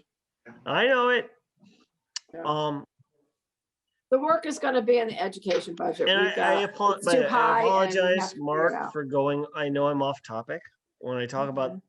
the bigger picture because we're trying to focus tonight on the town Well, budget. So I just apologize. This is for that. part of the bigger picture, right? I mean, I think that we don't want to go too far off topic. I do agree with that. Our main goal here is to review the town budget. But what we're facing on the other side of the town budget, in addition, that is going to make up the total expenditures for the town it affects our town budget. It just does, you know. So we all know that there's going to be limited appetite for the tax increase, and nobody wants to pay any more than they have to, and we're just going to have to come up with something that makes sense that the town will accept. And I don't know how to do that with the town budget. And I think Eric alluded to this, or not even alluded, just flat out said it, is that the places that we could realistically really cut are capital. And then we're kicking the can. Mhm. And this is what kills me about it, is because, yeah, that's where we could cancel out some real money. And at the same time, we're killing ourselves because next year, the year after that, those capital expenditures are still going to sit there. Those needs are still going to be there. And it's tough. We don't have a lot in the operating budget we can cut. Anybody who's been through the town budget, I mean, I've done this year after year. We've gone through it line by line. There's not a lot there. And Eric's been pretty on top of stuff. So, I mean, I don't think things have changed dramatically where we're going to suddenly go through our town budget and find hundreds of thousands of dollars that we can cut. No, you're going to cut $5,000. That's what you're going to do. I guess it's So what do we do? I mean, we this need to this find is- $300,000. Yeah. And I've been through this process. The last time we really hacked and slashed at the town budget was when before half of you were on this board. And Adrian Mandeville was on the board, I was on the board, Jeff Murray was on the board. We went through and we cut a whole bunch of stuff that we thought we could cut, some of which we were right about, some of which we were wrong about. Yeah, I lived with some of your decisions. You lived with a lot of that. He's exactly right, right? You can speak to this better than anybody. We did our best. We legit we're trying to do the right thing, Eric, but we Absolutely. at the end of the day, what did we say? Maybe I'm trying to remember now what we cut out of the budget, but it might have been 50, 100K, something like that. After hours and hours of going through every single line item, $200 here, $300 there, and so on. And the real money is in the capital and the education budgets. There's no slack in the town budget, especially when you just accept that town employees have to be paid. They're going to be salary and benefit increases and whatnot. So I'm just sitting here going, how do we square this circle where we know flat out our town budget is more or less what it needs to be? Could we cut it a little bit? Yes, a little bit. But at the end of the day, how do we get from a 7.5% increase to even a 5%? How do we do that? Well, the only way we do that is we talk about the ed budget which we're not here to do. What does everybody well- think about, because no one was able to vote on the budget last year, and there was some feedback about that last year. Do you think people will be more engaged this year and more paying attention because they didn't get their opportunity to vote last year? I would say people are going to be more engaged and paying attention because we have a high tax increase on the table. Whether they're going to be more, if we had done something egregious last year, I'm sure we would have heard more about it and people would have been Right. attending these meetings in force. So I'm guessing that probably won't have any significant impact. But I do think the fact that we're looking at a significant tax increase is going to get some attention, and it should. It absolutely Right. should. Correct. That's exactly how it works. Things run smoothly until you change something, and then people show up. That's how it works, and how it should work. Fair enough. So the other thing, the other piece of the puzzle is revenue. So, in terms of cuts, the only thing you could really do that would make a significant impact would be, other than capital, would be to cut out an actual service. There's really only two you can flat out cut out. And both would have enormous repercussions. The first is the library. You could get rid of the library entirely. You could combine it with another town. You would get killed. They would kill me first, then they would kill all. The second is the resident state trooper. And there has not been any support for that. I mean, both of those are fairly big ticket items, but both of those, in a sense, are the cost of doing business. We get killed. Other than that, we're obligated to run a residential transfer station in some form or another. So you can't get rid of that. You could increase fees. For the record, the transfer station, we bring in revenue from stickers about 20% of the total operating cost of that department. So there's certainly room to increase fees. Which are another form of taxation. Which is another form of taxation, right? Exactly. It's essentially a user fee. I'm not against that, by the way, to pay for the service, to have some kind of balance in the budget. But I'm let's just, be honest, I'm well, just it pointing is. out, as long as it's not regressive or something. But go ahead. Right, and we've essentially increased the fees for the building department pretty dramatically as of March 1st. Because we had lagged behind in what we were charging residents. So now we're doing that with the intention of basically recouping the cost of that department. And we've looked at doing that with the other land use boards, planning and zoning, and inland wetlands. Inland wetlands fees have gone up pretty dramatically. Planning and zoning's fees have not gone up that much, but it's in a lot of cases, you're never going to make the Planning and Zoning Commission completely cost neutral.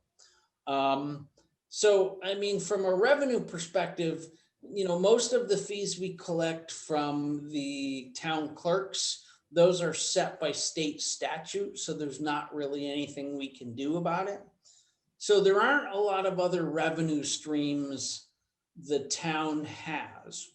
So I just wanted to point out that we're not getting out of it by, we could double the transfer station fees and bring in an additional $30,000. You would have some really unhappy people, but you could do that. Maybe you could charge people to go to the library a little bit and offset some fees, but I think the people who tend to use the library tend to be people who are fairly limited means anyway, so that would be fairly regressive. You don't have a lot of other options to increase taxation. So if you want to make up the difference, you're doing it with budget cuts. And again, the only areas where we can really look at big budget cuts, and as far as departments, one of the things I've done is I pulled all the CCM, Connecticut Conference of Municipalities data on, department by department and position by position, from, finance through the assessor's office, through the tax collector's office, and then kind of normalized the costs based on the size of the town we have. And we're still running a relatively, it's always, if you search hard enough, it's always easier. It's always possible to find a town that has a position that they pay less than us, but you got to work at it a little bit. We're running departments pretty efficiently in terms of our cost basis. So, in the bottom line from my perspective is, our per capita cost for the everything non-education is about $1,075, which, and that includes all the capital expenses, and that's really in line with, what other towns are. So I guess what I'm saying is that the town's portion of the budget is certainly in line with other municipalities. And considering that's heavily weighted towards coming up with capital spending to repair, previous sins, I think that's a very responsible number. That's kind of my take on it. Mark, can I move half of my time to Dave Hewitt? Yeah, I think you'd like to say something. Move it on. Right? We're not, nobody's limited. Go for it, Dave. No, there's an elephant in the room. No one's really mentioned it. The trooper is the only line item. You can go on and cut, really hurt some of these other departments. And unfortunately, that's the only one you could make that money up to get a decent amount. I'm not saying it's something I think we need to consider if we want to put that to the town, let them decide. I know they didn't like it last time, but basically it's coming down to a large increase. This is the only area we could possibly cut without RAM looking at it. So I don't think we should just discount it. It's going to be ugly. It's going to be tough. But it's something you present to the town and say, look, you got a 7% budget. This is the only place you can cut if we word it that way.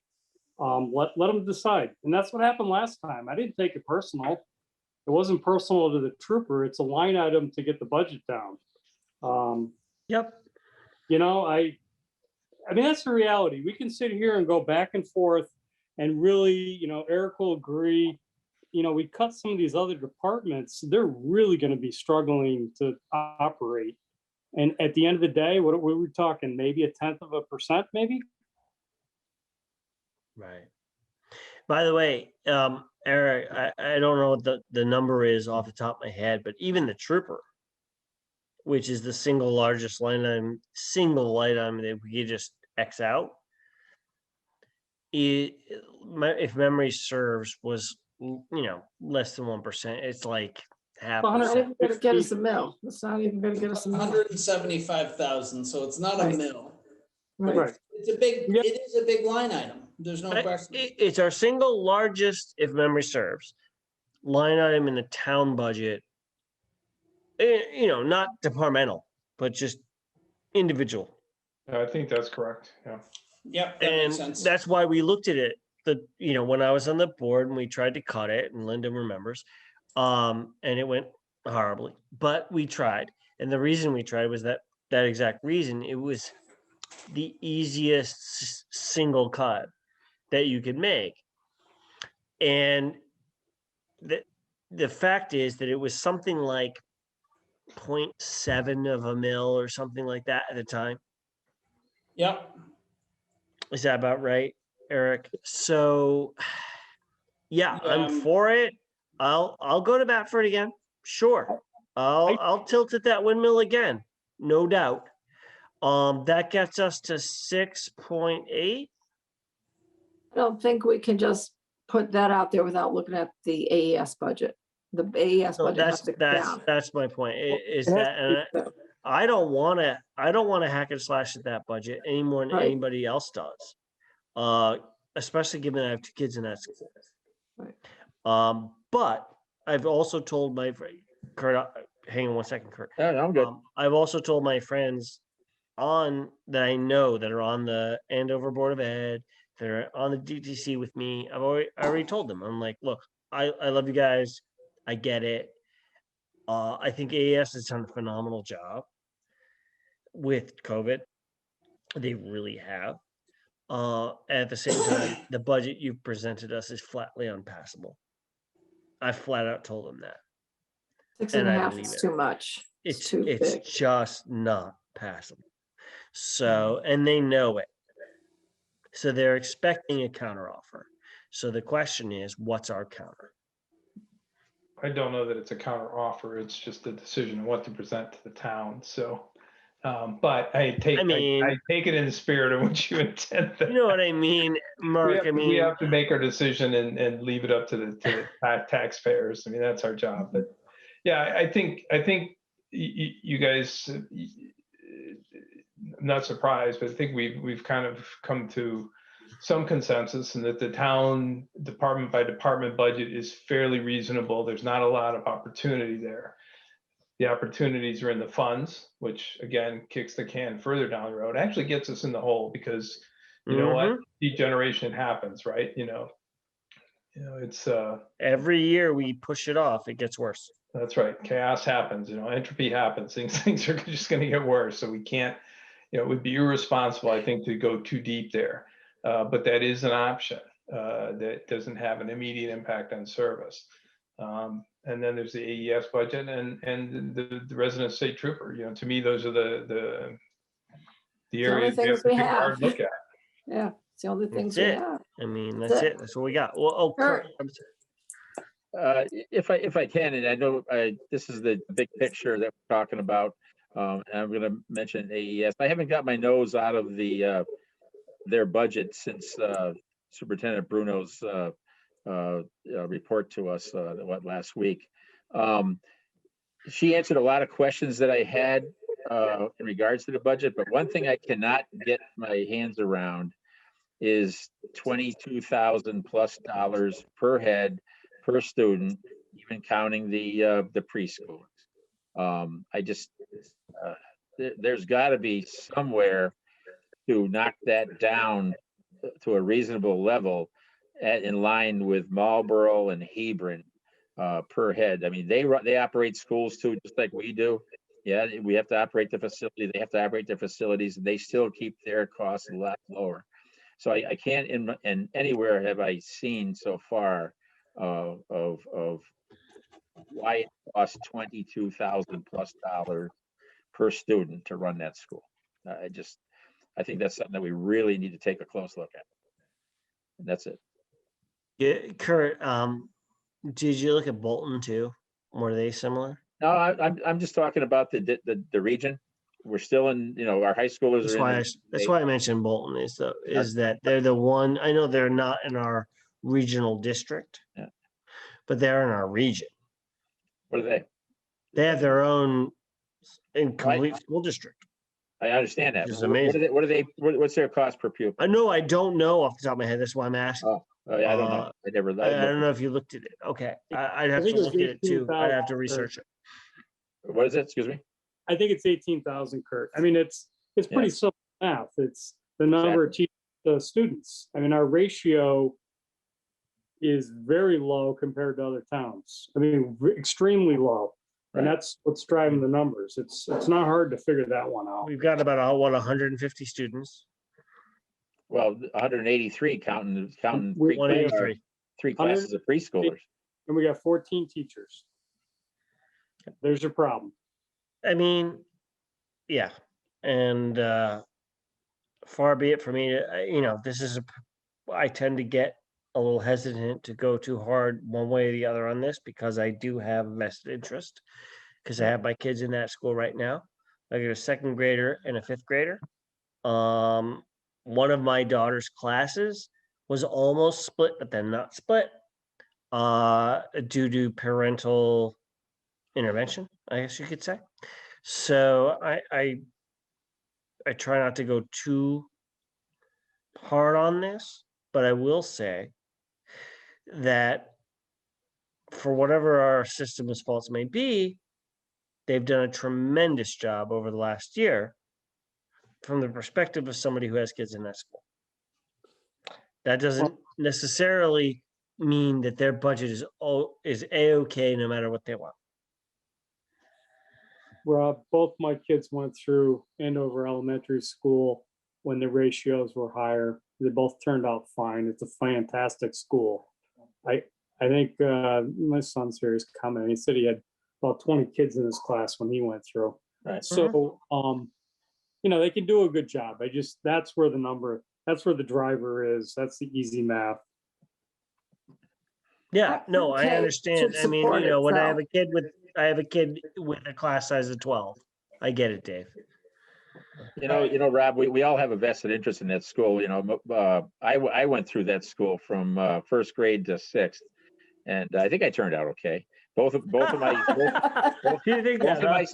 my sons went through that school, and again, you had a very large classes, all the way through.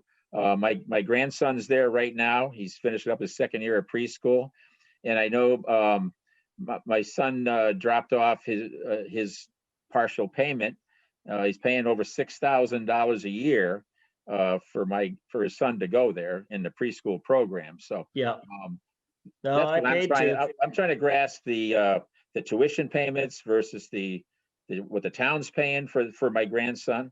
Oh, I hear you. They're putting $22,000 on my grandson's head. My son picks up over 6 of it. No, I hear you. That's Look, tuition, so I put my I kids just- through that I free can't- school I too, can't and I grasp paid it too. that's the only thing I can't grasp in her presentation to us. Class sizes, I think she explained it very well. And my son's going into kindergarten. He's going to be one of those 10 kids in each class, but I think she explained that very well. So that answered one of my other big questions. But still, again, $22,000+ per head in that school. And you're right, it's a great school. We have great teachers and everything else. But that's a big nut. That's a big nut that we have to tackle. Yeah, it's a lot of money, no question. I mean, I think long-term, the bigger question is, education is it's obviously the driver of the budget. It has been in this town since, ad infinitum, basically. Forever. Way back when I went there, Eric. Well, Yeah. and it's funny that I have I'm getting it digitized. It's a budget presentation from 1955, which was basically done by hand. It's a 2 foot by 3 foot, and they did the graphs by gluing on like squares versus rectangles. I mean, it's really kind of cool old school history. And if you look at the ratio of school spending in 1950, when our budget was like $2.1 million, it's basically identical to what it is today. The town got a quarter of the money, the school got 3/4 of the money. I think the bigger long-term question is, there's no question that the RAM levy and costs for RAM are quite high, and costs for elementary education are quite high. I mean, obviously, that's why Bolton looked at us last year and said, holy shit, look at what they're paying. We could suck up their whole class, and, we'd be happy to do it for half that cost. I mean, of course, that doesn't account for special ed students and things like that. So it wasn't, it's not a complete savings that it looks like on paper. But the big question is, what do we want to do as a community, number one? And number two, is there some way, there's lots of possibilities. And I feel personally that RAM is almost a bigger problem than AES. If you look at it right now, our RAM levy is $5.2 million. We're sending, next year, 223 students, or 217, depending on which number they use. And that works out to $23,500 per student. And that's just the levy. That's not their budget, because they still get all this other funding that comes directly to the school district. And when you add that in, their actual expenses are somewhere around $25,000 a student. 25, 26,000, yeah. Yeah, which is really high. Yeah. And the question in my mind is there a way forward? Is it worth, contemplating the unthinkable, which is breaking the compact with RAM? One of the options that you could float is simply taking the 7th and 8th grade and do like a lot of schools and run 7th and 8th grade in with the elementary school. You certainly have capacity for it. And then try to come up with some alternative for 9 through 12. The question is, we're going to be forced at some point to do something, because we can't just keep, cranking up town taxes, because, we're going to have a revolt going. Sure. Wasn't that looked at some time ago? And basically, Hebron and Marlboro said they wouldn't let us go because of what we were paying there. It would cost us tremendously to get out of the compact. Yeah, I'm sure it would be a lawsuit, and it would take a year or two, and it would be ugly. I don't ugly in dollars. We did try it. My son Ben graduated from RAM in '96, and I think when he was starting 7th grade, so sometime around '90, we were talking about going in with Bolton. Right, exactly. We had huge meetings, and what their curriculum was, they wanted more kids, and it was just too expensive to get out of the RAM. Correct. But that was about 1990. Right. Yeah, Bolton has their entire own system. They have Bolton has elementary through high all by their onesies, and they pay taxes commensurate with that. Well, they also bring kids in from other towns, Rob. Well, Columbia, not Coventry, but Columbia kids had the choice to go in there, or other kids, and Bolton kids had a choice to go to Manchester. So. Sure, but in the past, whenever I've compared our towns, Bolton's tax rate, their mill rate, has always been higher, and in part that's due to the fact they have their own complete school system that they're paying for. We could potentially merge. I don't want to do this, but as a parent, I don't really want to do it, but it's got to be on the table. Yeah, I think we have to be a little careful here, guys, because the agenda really doesn't cover the educational budget. You're right. This is not, I think in context of the overall expenditures in the budget, it's okay to talk about, the overall picture. We got way too specific, I think, probably on the AES stuff, and that is just needs to be tabled largely and probably gone over again in another meeting. Okay. We're getting into sketchy territory, and we're talking about that when it's not on the budget. It is part of the fair. overall picture. We have to understand that, but I think that we have to probably move on. Yeah. I think the RAM budget and the overall picture and the contributions to the overall budget, that's okay in the context of the town's budget and what we're going to have to do and how do we get a budget that passes. But I think we have to probably think about going on. Fair. Sure. Okay, that being said, Is it the board's intention to take it to a vote to see whether people want to retain the resident state trooper? Is that what I'm sensing? I don't know. Are we there yet for that? I am not averse to that question because I know we just did this 2 years ago. 2 years ago, it'll be 3 years coming. It's 3 years ago. Yeah. So but the reality is that is, the biggest expenditure that probably, honestly, in my opinion, dollar for dollar, is going to have the least impact on services for the average taxpayer. However, it's also something people feel strongly about, and I totally get it. Yep.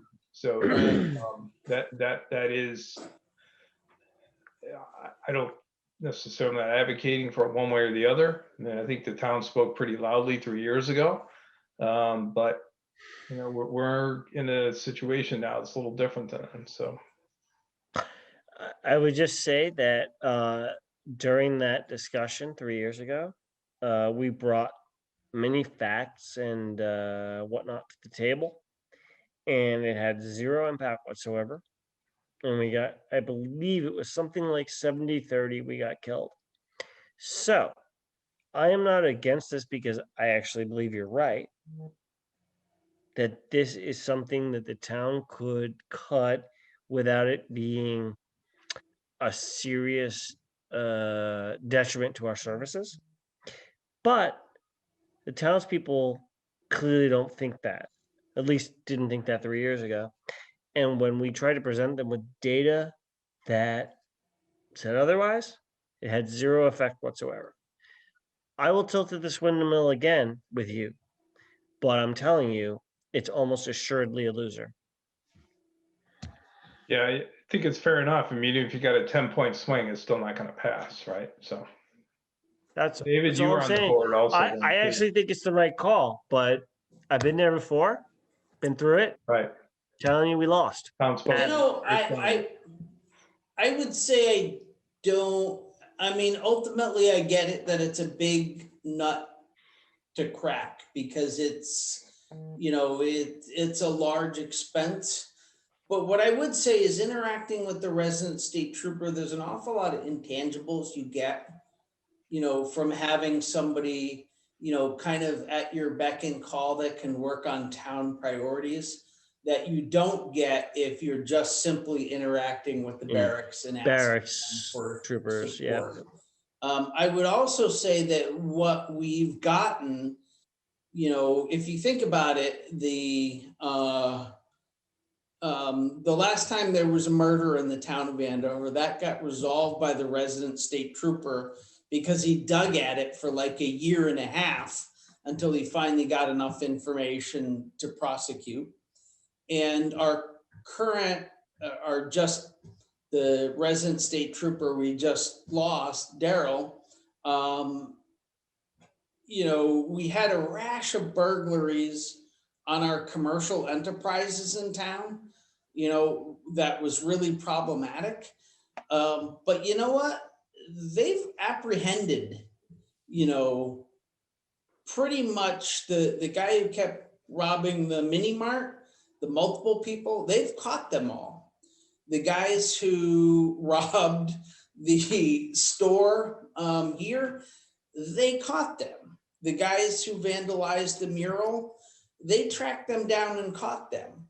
So what I would say is they've actually been very successful about working out the town's priorities in the issues that are having in town. Do we have enough presence that we're going to stop the crimes in action? Probably not, because with one guy covering a town, the chances that he's on the shift, when a burglary takes place are pretty small, and he would have to be, right there. But the ability to have one guy dedicate his time to investigation is really kind of nice, I think. But, but it's expensive, and it's just a question of, is it worth the cost? I think, our job is to look at the budget financially, not get emotional about it. If there's a way we could put it to the town, because ultimately, honestly, I think it's a waste of our time getting the facts like we did last time. And personally, I think it will probably fail. I think it's just an option we can offer to the town and say, look, we got a huge tax increase. This is the only thing we can cut. What do you want to do? That's kind of the way I would suggest it be framed. I agree with that, especially with all the burglaries and all the things that have been going on lately. I think a lot of townspeople are going to say, what's going to happen to the town? It's going to get worse. And I don't think a lot of people know the facts that you just said, Eric, that all these people were caught. I think they may still think that people are still lurking out there. I think it's a good indicator, you know, that to get rid of some of that money, but the town's I think people in town are gonna be fearful. That's my opinion on it. I'll just echo Dave, and I think he's right on this, is that you present it as a choice. And, you know, last time we did this, the clear choice, and multiple people stood up in town meeting and said it.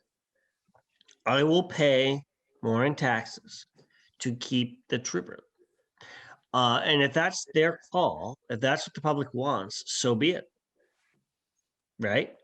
So we presented like this, like, look, we can do a budget with or without the trooper. If we cut the trooper, it saves us this much money. You know, it's straightforward. That said, guys, I mean, we're talking about like 0.5%, something like that out of it. And we're looking at, you know, a 7.5% increase. You know, this is not something that's going to get us in and of itself where we want to go. It helps, and we should consider it. It should be on the table. It should probably be put before the town, but in and of itself, it doesn't get us there. It's just the one thing that we can do in the town budget that'll have a significant impact.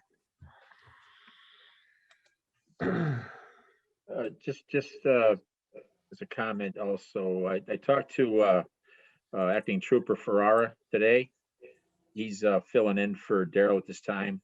And he informed me, besides himself, there's 4 other troopers who have put in for this job. Apparently Daryl had made this Andover job fairly attractive to other troopers. So they have actually 5 applications right now that the lieutenant has to pour through to fill the position here. So that was as of this morning.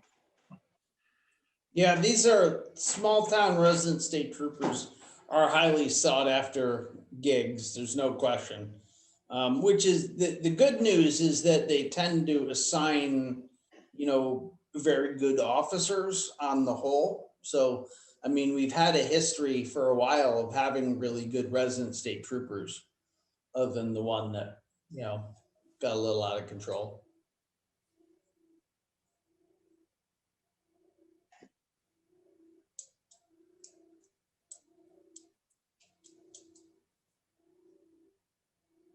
Well, you know, I'm gonna suggest that we probably talk these things through pretty carefully on the town level. And I'm more than happy to discuss any more details or any more thoughts that people have. You know, my thinking is we let this gel, we go back, we look at the numbers, we think about how the best way to approach it might be. We're going to have to obviously pull this together in an integrated budget with recommendations for the town, for AES, and in totality with RAM, and then decide how to present it. Does anybody else have anything on the town budget that you want to dig into? I guess I have one question. Mhm. Eric, do you have something that could be quickly put together? Because I know you did a lot of work about what needs to be done on the roads and for next year. So when I'm looking at all these fund transfers and the money we're putting in there, what do we actually need for next year? Do you know what I mean? I mean, I don't have a good handle on, this is the bare minimums we need to maintain the status quo. Do you know what I mean? You mean in terms of just road work specifically? Yes. Because that's the biggest money. I mean, okay, bridges and culverts, I guess that's got to be outside of it because those are events that are going to happen. I mean, sooner or later they're going to fail, and that's it. The decision's made. You know, right. And the reality is, you got to get to it before you have to close the road. So that's your kind of drop dead date. Right. So I guess for me, I'm a little fuzzy on coming into the next budget year, what has to be accomplished? So if you think about it this way, the break-even point for road work is about $340,000 a year in this town. In other words, any year we put less than 340 total into road work, on average, our roads are getting worse. Any year we can put more than 340 in, on average, our roads are getting better. If you wanted to say what is our total, our total backlog of road work, I mean, it's somewhere between $4 and $4.8 million, depending on what assumptions you use about cost per repair. I'm working with the public works foreman right now on, kind of an approach to stabilize our road network, really is how I would put it.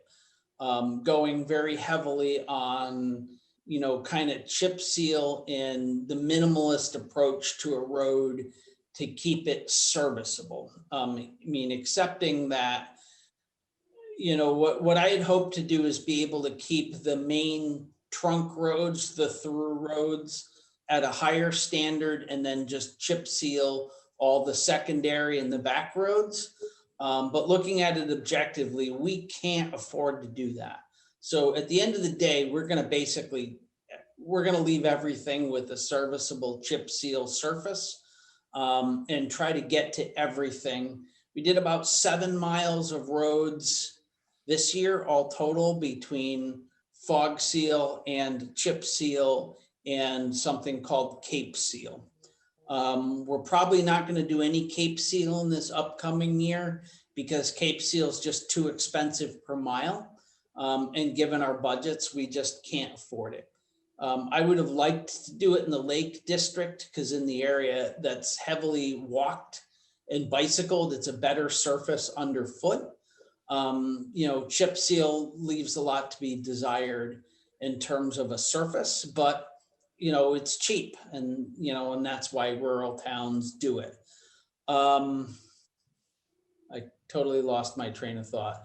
So, and I think we don't have any other roads. Everything that needed to be fog sealed, which is basically a technique when you have good pavement to start with to seal it, and keep the oxidation from becoming a problem.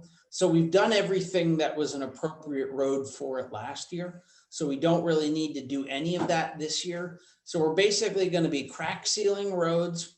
We're going to be shimming, which is putting asphalt in the areas of the depressions in the road. Like if you have significant wheel ruts, essentially filling them in. So you get the crown of the road right, and then chip seal. And basically trying to do as much road as possible and pretty much only do that, and then concentrate on the drainage projects that we need to do. Because one of our biggest problems is that we've just really neglected the understructure of the roads and how we get the water away from the roads. So we have a 7 to 10 year backlog just of regular drainage, like catch basins and things like that. With the intention of taking 2 roads either later this fall or next spring and reclaiming them completely. And we're doing that on the more heavily traveled roads that have significant structural problems. And that is the first section of Shoddy Mill Road from Route 6 up to where it intersects Wales Road, maybe just a little bit farther, like 150 yards past the intersection. And then also the very first section of Long Hill from the church basically up past where Wheeling Road intersects. And again, that was just because that was an old state road that was initially just oil and stone, and that at some point was, so it just basically has a failed substructure. So we really need to, that's one road that, there's no possibility of kind of patching that up over the long term, that one has to just, at least that first section, you got to just grind it up and start over. So that's really what we're anticipating doing. There's around $450,000 in to address about 9 miles of road that would be crack sealed and then shimmed and then chip seal. The goal being in basically over the next 4 years to chip seal, to shim and chip seal everything in town and at least get it serviceable and take care of the worst of the issues. And the thing about it is if you have a road that starts off bad and you chip seal it, you don't get as much life out of the chip seal as you do if you start with a road that's still in reasonable shape.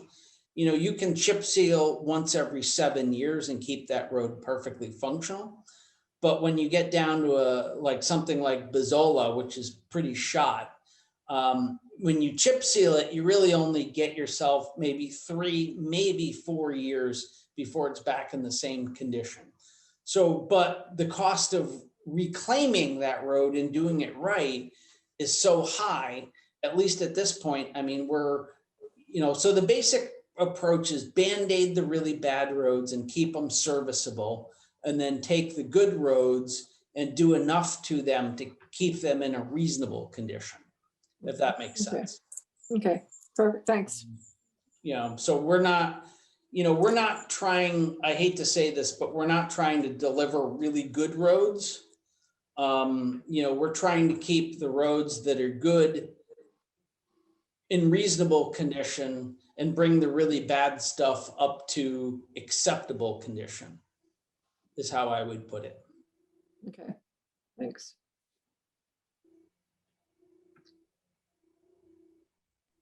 Any other questions for Eric or comments from the board? I have Hi, a question. Oh, Linda, go ahead. I was just gonna say, kind of go back to the trooper, but not really talk about him.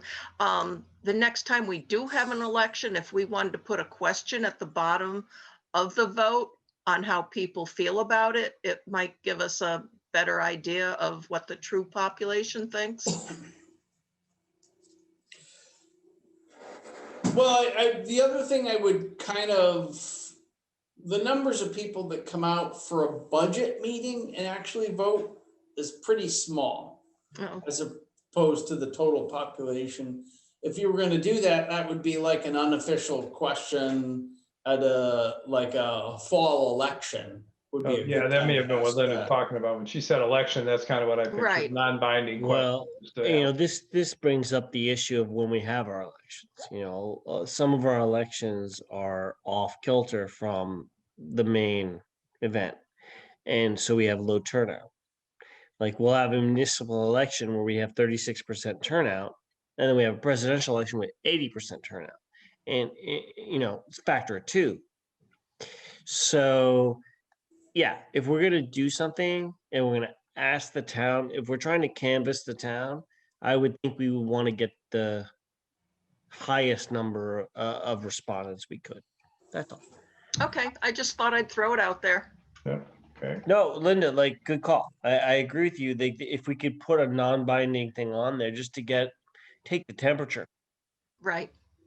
in a context, hey, everybody, we're staring down all these issues and we're looking at these major tax increases. In that context, do you still value the trooper the way that you did 3 years ago?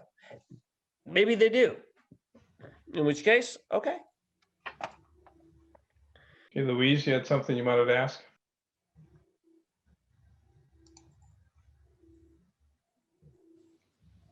Yeah, I did. On the mowing services, humor me on this, but do we use people in town to mow the properties, or do we contract that out? So the only thing that we use an out of town mowing service for is the actual athletic field. And we subcontract that to Hebron's Parks and Recs director because they have a really good turf guy. And there's an awful lot of art and science into maintaining a good athletic playing field. And we were cutting that, using local contractors to cut that. And it was really problematic. We've done a much better job. If for no other reason, they kept wrecking our sprinkler system by running over the heads, which is expensive.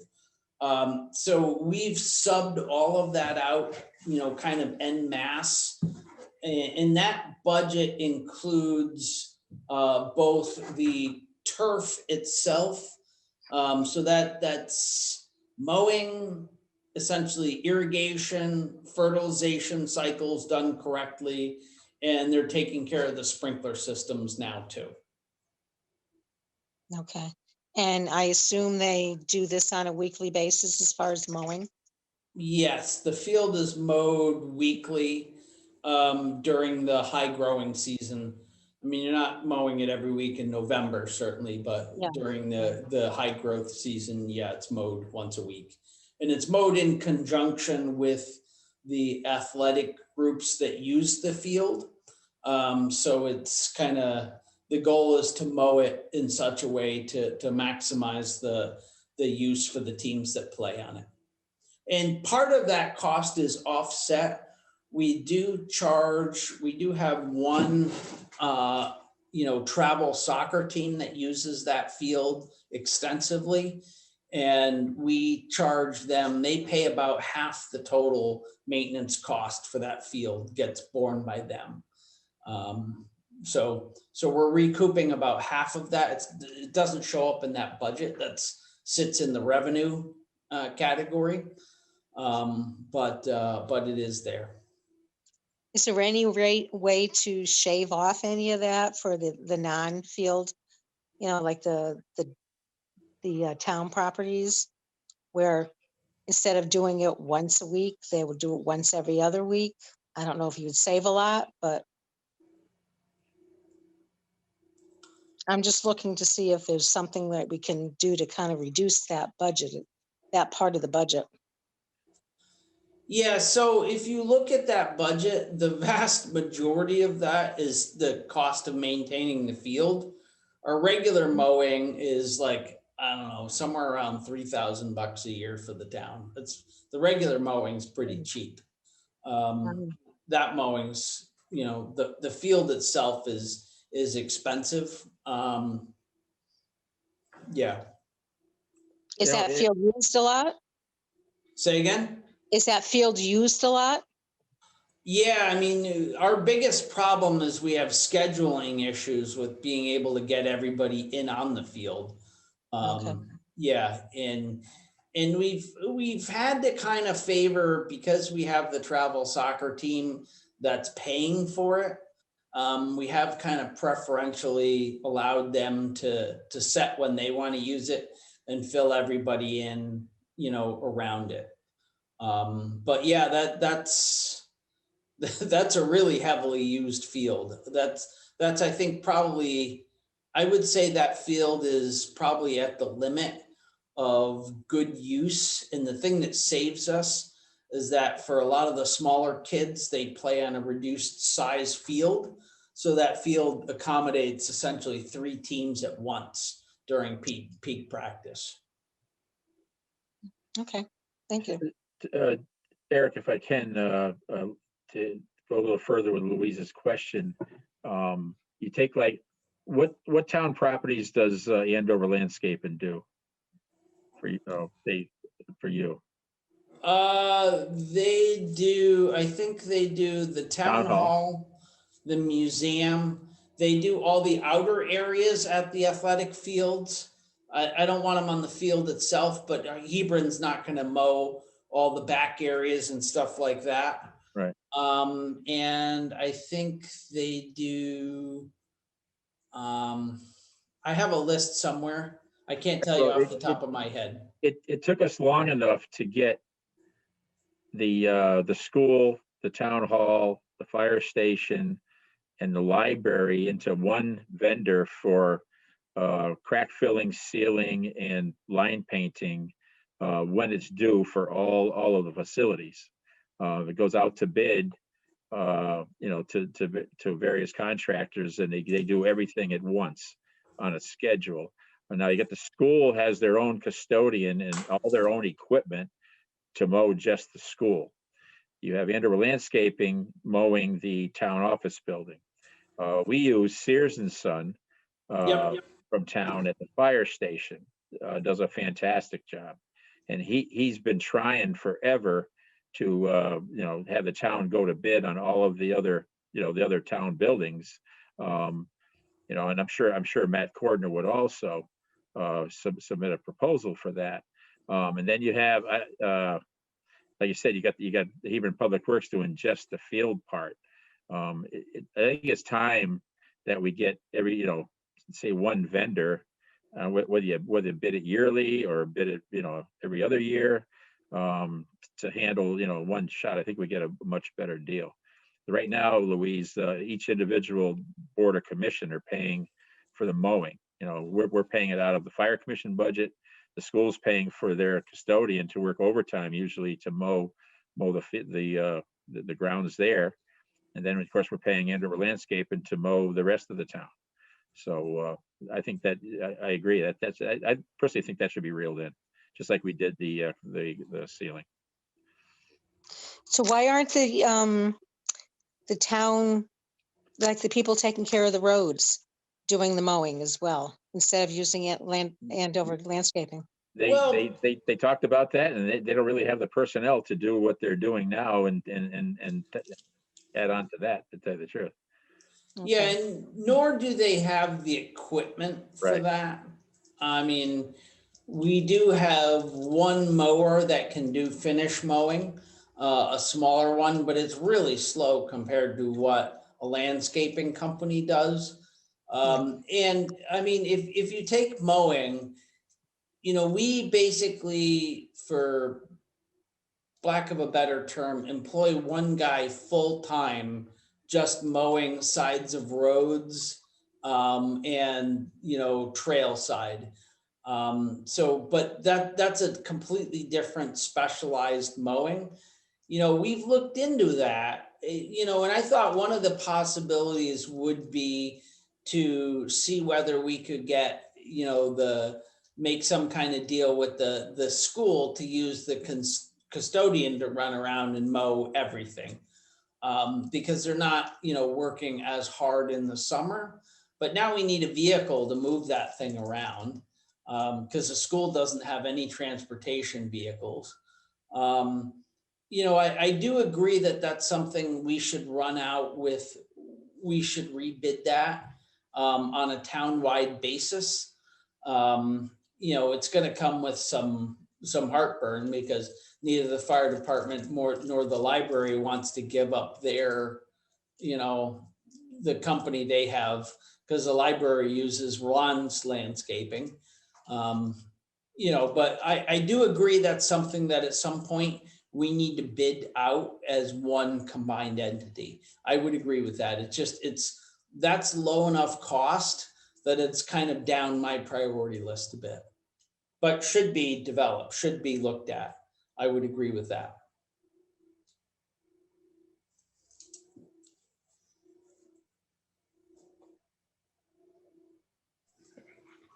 Other questions or comments, ideas?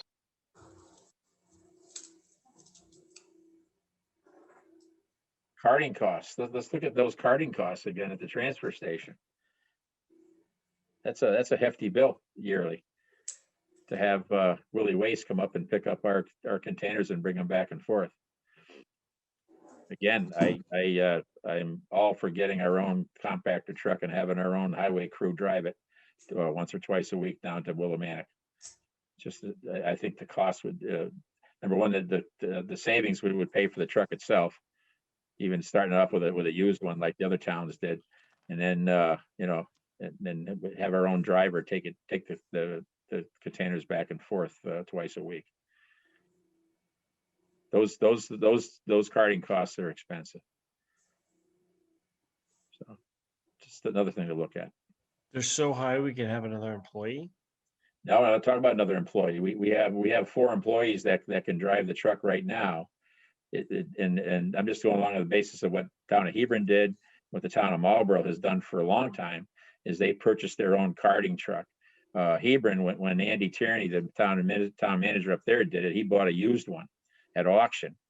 Okay. And one of their drivers off the public works crew takes all their containers from their transfer station down to Willie Waste and dumps them and brings them back and drops them. And that's only twice a week, for probably an hour or two turnaround to take all the containers down there and back twice a week. So it would pay for itself in the long run. Okay. Not sure I agree with you on that one. I'm sure, I know you don't. That's okay. I think it would take up more time than you think, because on average, we're swapping out either 4 or 5 dumpsters, twice a week.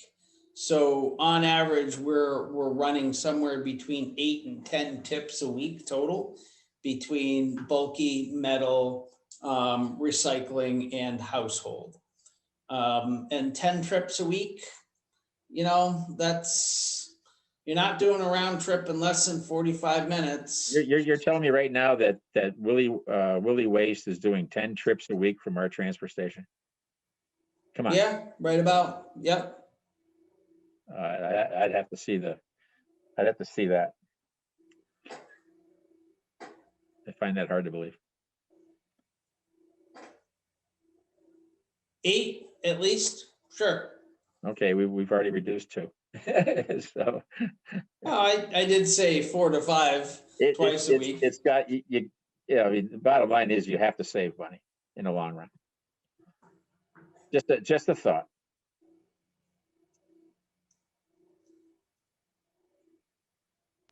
It's all worth talking about. You bet.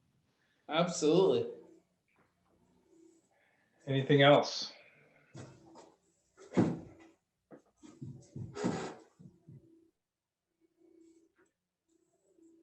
Going once? Going twice? All right, if there's no objection from the rest of the board, I think we'll move on to our next agenda item, which is item 3C, which is to schedule additional budget workshops. We currently have a budget special meeting scheduled for March 17th, 2 weeks from tonight. How does the board feel about that schedule? Is that going to be enough? Do we sit on that right now or decide we want to add more? I think we'll probably have to have at least another one after that, I would think. There's no way we're going to get it all done next week. Agreed. What's our schedule? Remind me when do we have to go to try to get the things to town meeting? Town meeting has to happen the first 10 days of May, Yeah. I think. May. Yeah. All right. So we have March and April, basically. Correct. Last year, I don't think we finished up until the last week of April, right? Oh, Didn't we go out last year. that long? I don't know that we want last year to be the way we run things.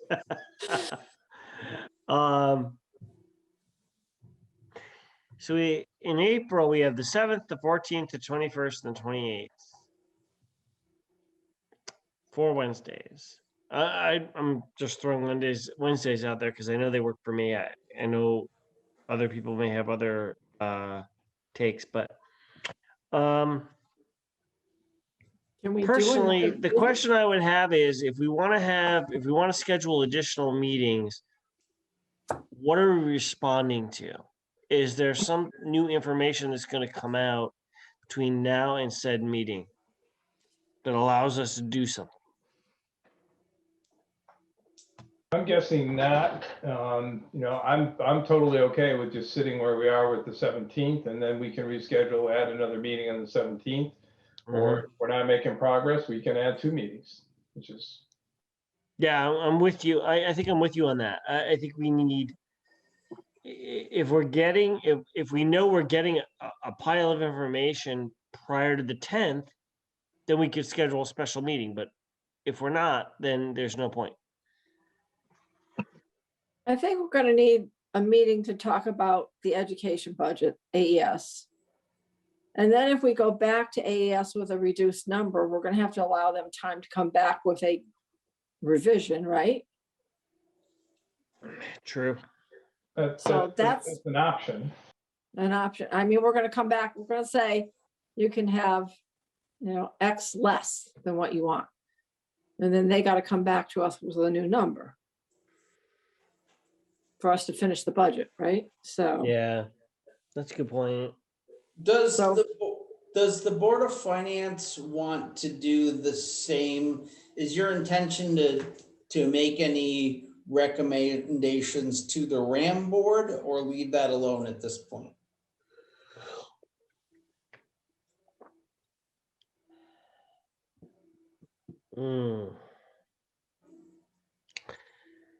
Have we in the past actually formally, I think maybe once we did, send something to RAM and tell them we thought they were wrong? Where are they at this year? I'm sorry, somebody remind me, what's their overall, I know, I understand our percentage dropped, but what's the total? What are they actually asking for net? 5.2 million. Yeah, 5.2 million, which is what is the percentage increase? 0.5% down. Well, Yeah, they're that's our actually allocation. increased From our with- More to the point, their per student increases, it's an increase. It's their expenditures are very high per capita. I think Oh, that's agreed. really the point that Eric has been making. Right. No, that's just it. I'm not asking about our contribution amount because our amount is just a formula. We got hammered 3 years in a row because we had a higher percentage of students in their student body, and we just sucked that up and we dealt with it. So this year, it just so happens that the worm has turned and we have a lower percentage, but that's not really my question. My question is, their percentage increase overall, because okay, maybe we're negative 1%, but we could be negative 3 if their budget was more responsible. Who knows? Last time Um, when the superintendent did his presentation to us at the Board of Selectmen meeting, wasn't he talking I think he was talking about 2.5%. Wasn't that their overall budget increase at that point in time? I don't know what it ended up at because it Yeah, wasn't they're- finalized.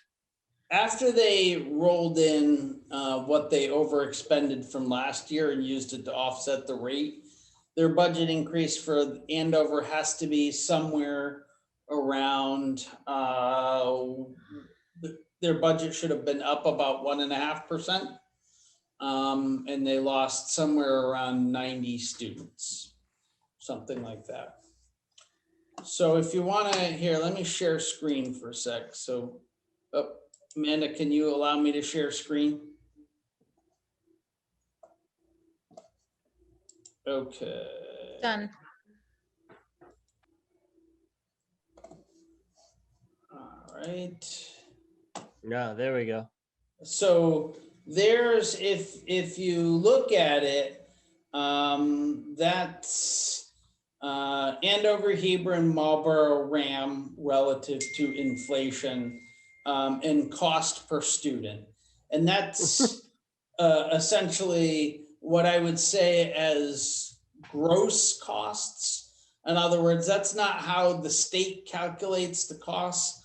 That is the total budget for the school, divided by the number of students going to the school, which to me is your essentially true cost.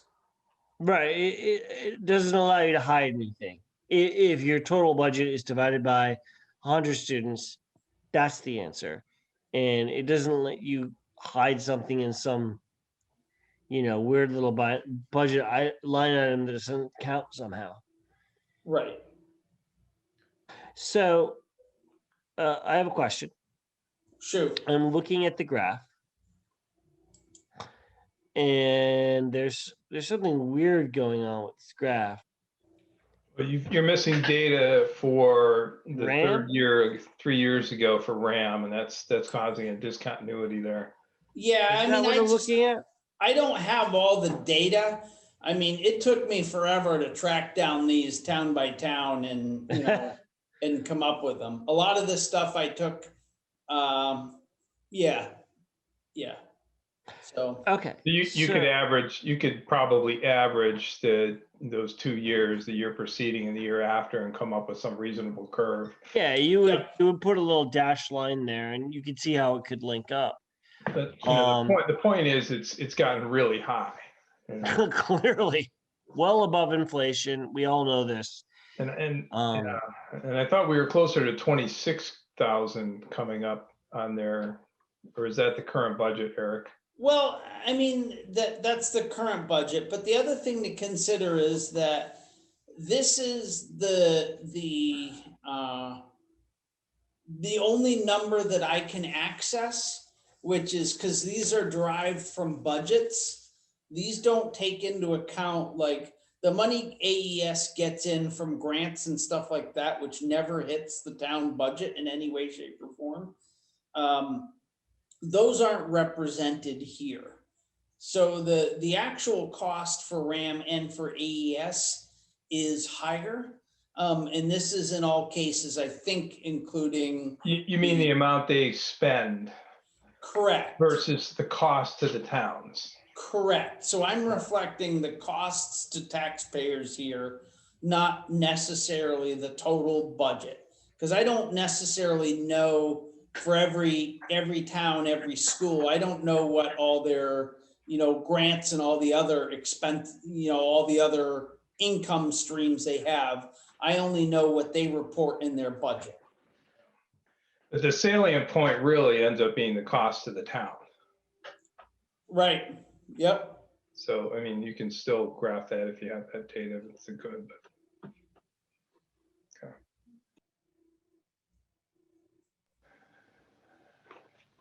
So, you know, to answer your question, Eric, and I'm not sure that I can't answer on behalf of the board, but, you know, I think that it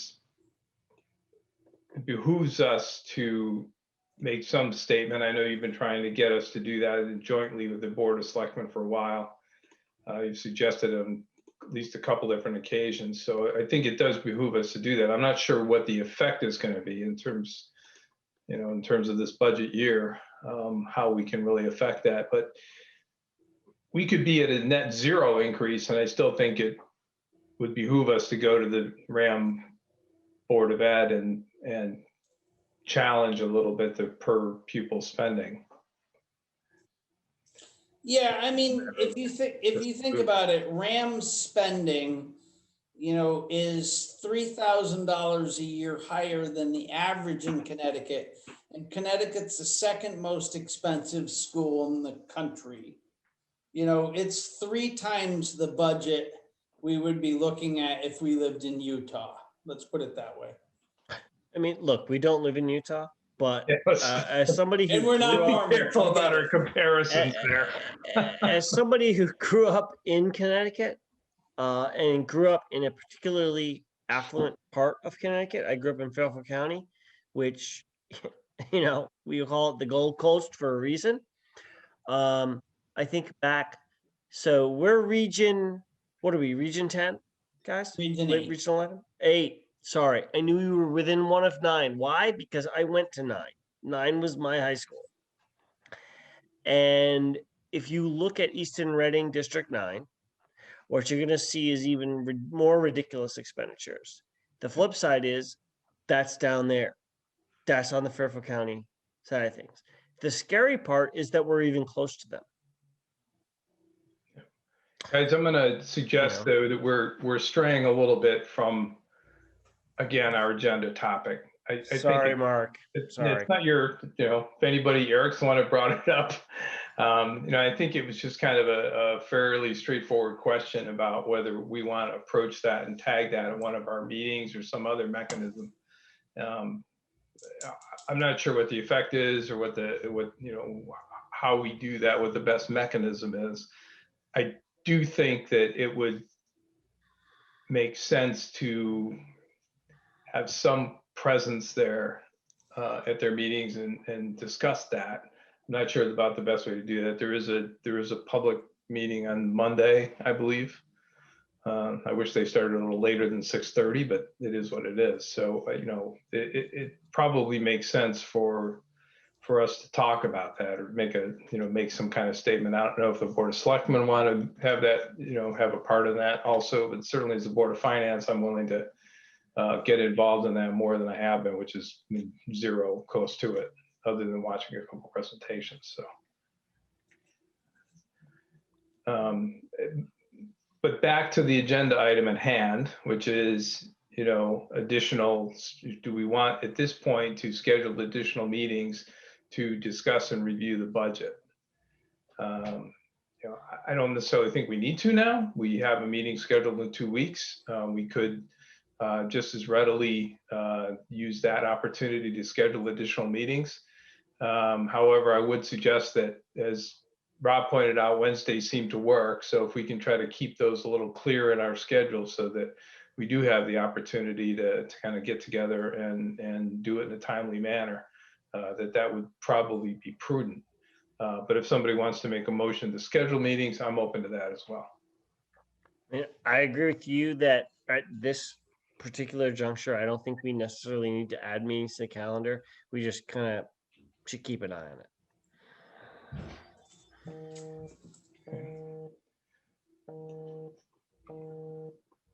Any more discussion or motion?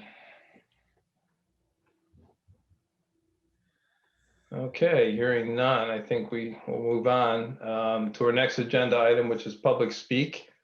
We do have members of the public attending. Amanda, do you want to go around and see if we have any public participation? Yes, first we have Joanne Hubbard.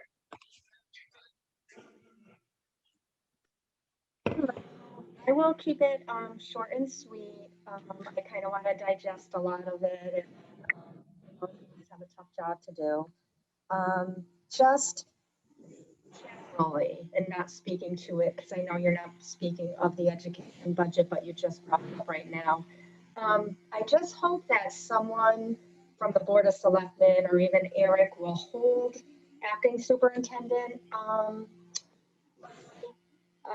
to his word that he was going to get back to the board with how they figured out that cost per student.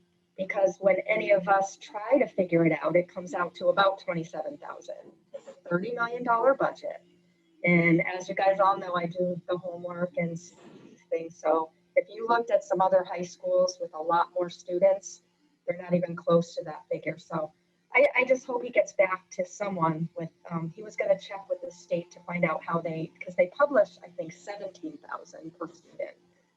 So I just hold people accountable to what they say, if they say they're going to get back to you, and I haven't heard it yet.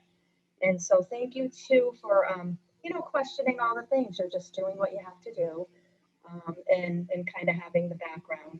One of the things that you questioned earlier tonight on the town side, which she's an amazing worker and she's a great lady, Carol, the town clerk. I know she came forward with the 6% request. And just in all the meetings I've heard, I just haven't heard the backup of when she didn't get a raise, and that might be nice to hear. So there's been ample time to gather that. So I've heard different people question that, and I know, the history of the town. So, and, I'm sure she's very deserving and all that, but things that I had said in the past is, because it's a pandemic year, maybe go to, give her a big portion of it this year, and then maybe say, because we're in a tough year, we'll address it again next year. But that's all up to you. But I just like to have the facts behind it.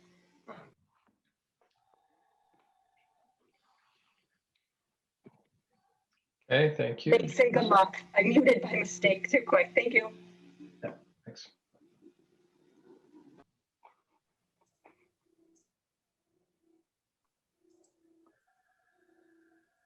Amanda?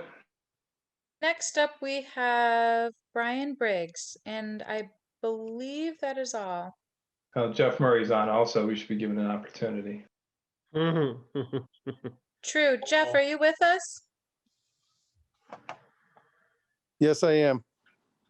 Perfect. Okay, Brian Briggs first. Would you like to speak? Yeah, I was just gonna say, I know you guys have a lot of tough decisions to make. 7%, even 5% during a coronavirus year is gonna be a lot for Andover residents who are already suffering from the pandemic. So there's gonna be a lot of tough decisions to make. And I kind of just would stress that try to limit the amount of money that you cut from the schools because they've had a lot of issues. I know Andover's been in class, but they're going to be a little bit far behind. And the RAM students, I believe, were hardly in school. So I would maybe look at some town stuff that you could come up with to cut before you start cutting from the students. Some of these projects might have to wait a little bit. I don't know. Like try to find things to cut. Maybe cut everywhere, but I would try to go light on the school. They could probably use a lot of that funding right about now. That's all I really have to say. Okay, thanks, Brian. Thanks, Brian. Thanks, Brian. Jeff Murray? Hi, just one comment. I know you guys talked about the transfer station sticker fees and everything, and that was brought up to the selectmen as well. One thing that I found out is it's Mira, which is the new Pira, is going to be closing the trash energy plant in July of next year. And our tipping fees are going to probably go through the roof. And that's what I suggested to Eric is we revisit any fees for the transfer station in the following budget year because we don't know what our tipping and our hauling fees are going to be, but I'm guessing they're going to be substantially higher. That's it. Jeff, is that the plant in Hartford? Yes, it is. It's going to be closed. Yep, it's closing July of next year, and all our stuff's going to be, everything's going to have to be hauled out of state. From what I'm told. Hell, I didn't know that was happening. Thank you. Yep, you can look it up if you look at trash energy plant closing. The statements are on. It's it used to be Pura, I think. Now they're renaming it Mira. Yeah, the new agency. but So Pura was that's going to be yep. that's going to be a huge issue we're going to have to deal with next year, because I'm afraid those fees are going to go sky high, and we're probably going to have to come up with some creative ways to keep our hauling costs down.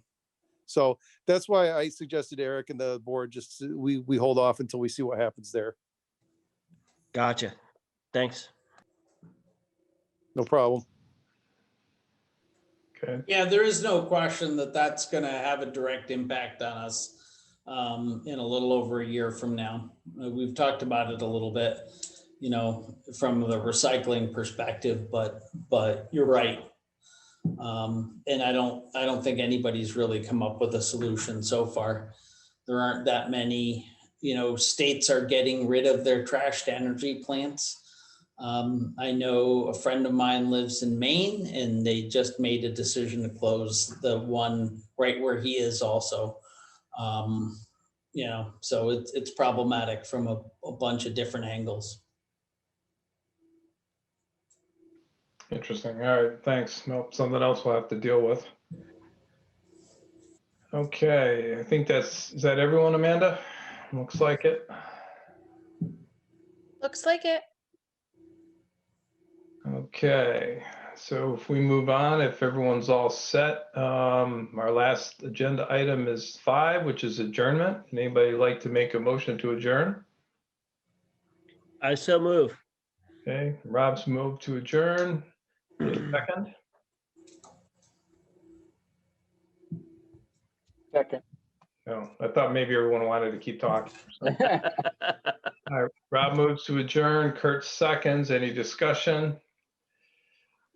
Hearing none, let's take a vote. All in favor of adjournment, say aye. Aye. Opposed? Any abstentions? Okay, looks like the motion passes unanimously. Thank you, everybody. It's a good meeting, lots of discussion, a lot of work to do still, but appreciate everybody's perseverance, and we'll talk in a couple weeks. Sure. And if any of Thanks, you Mark, as usual. have anything in particular you want to see from me for the next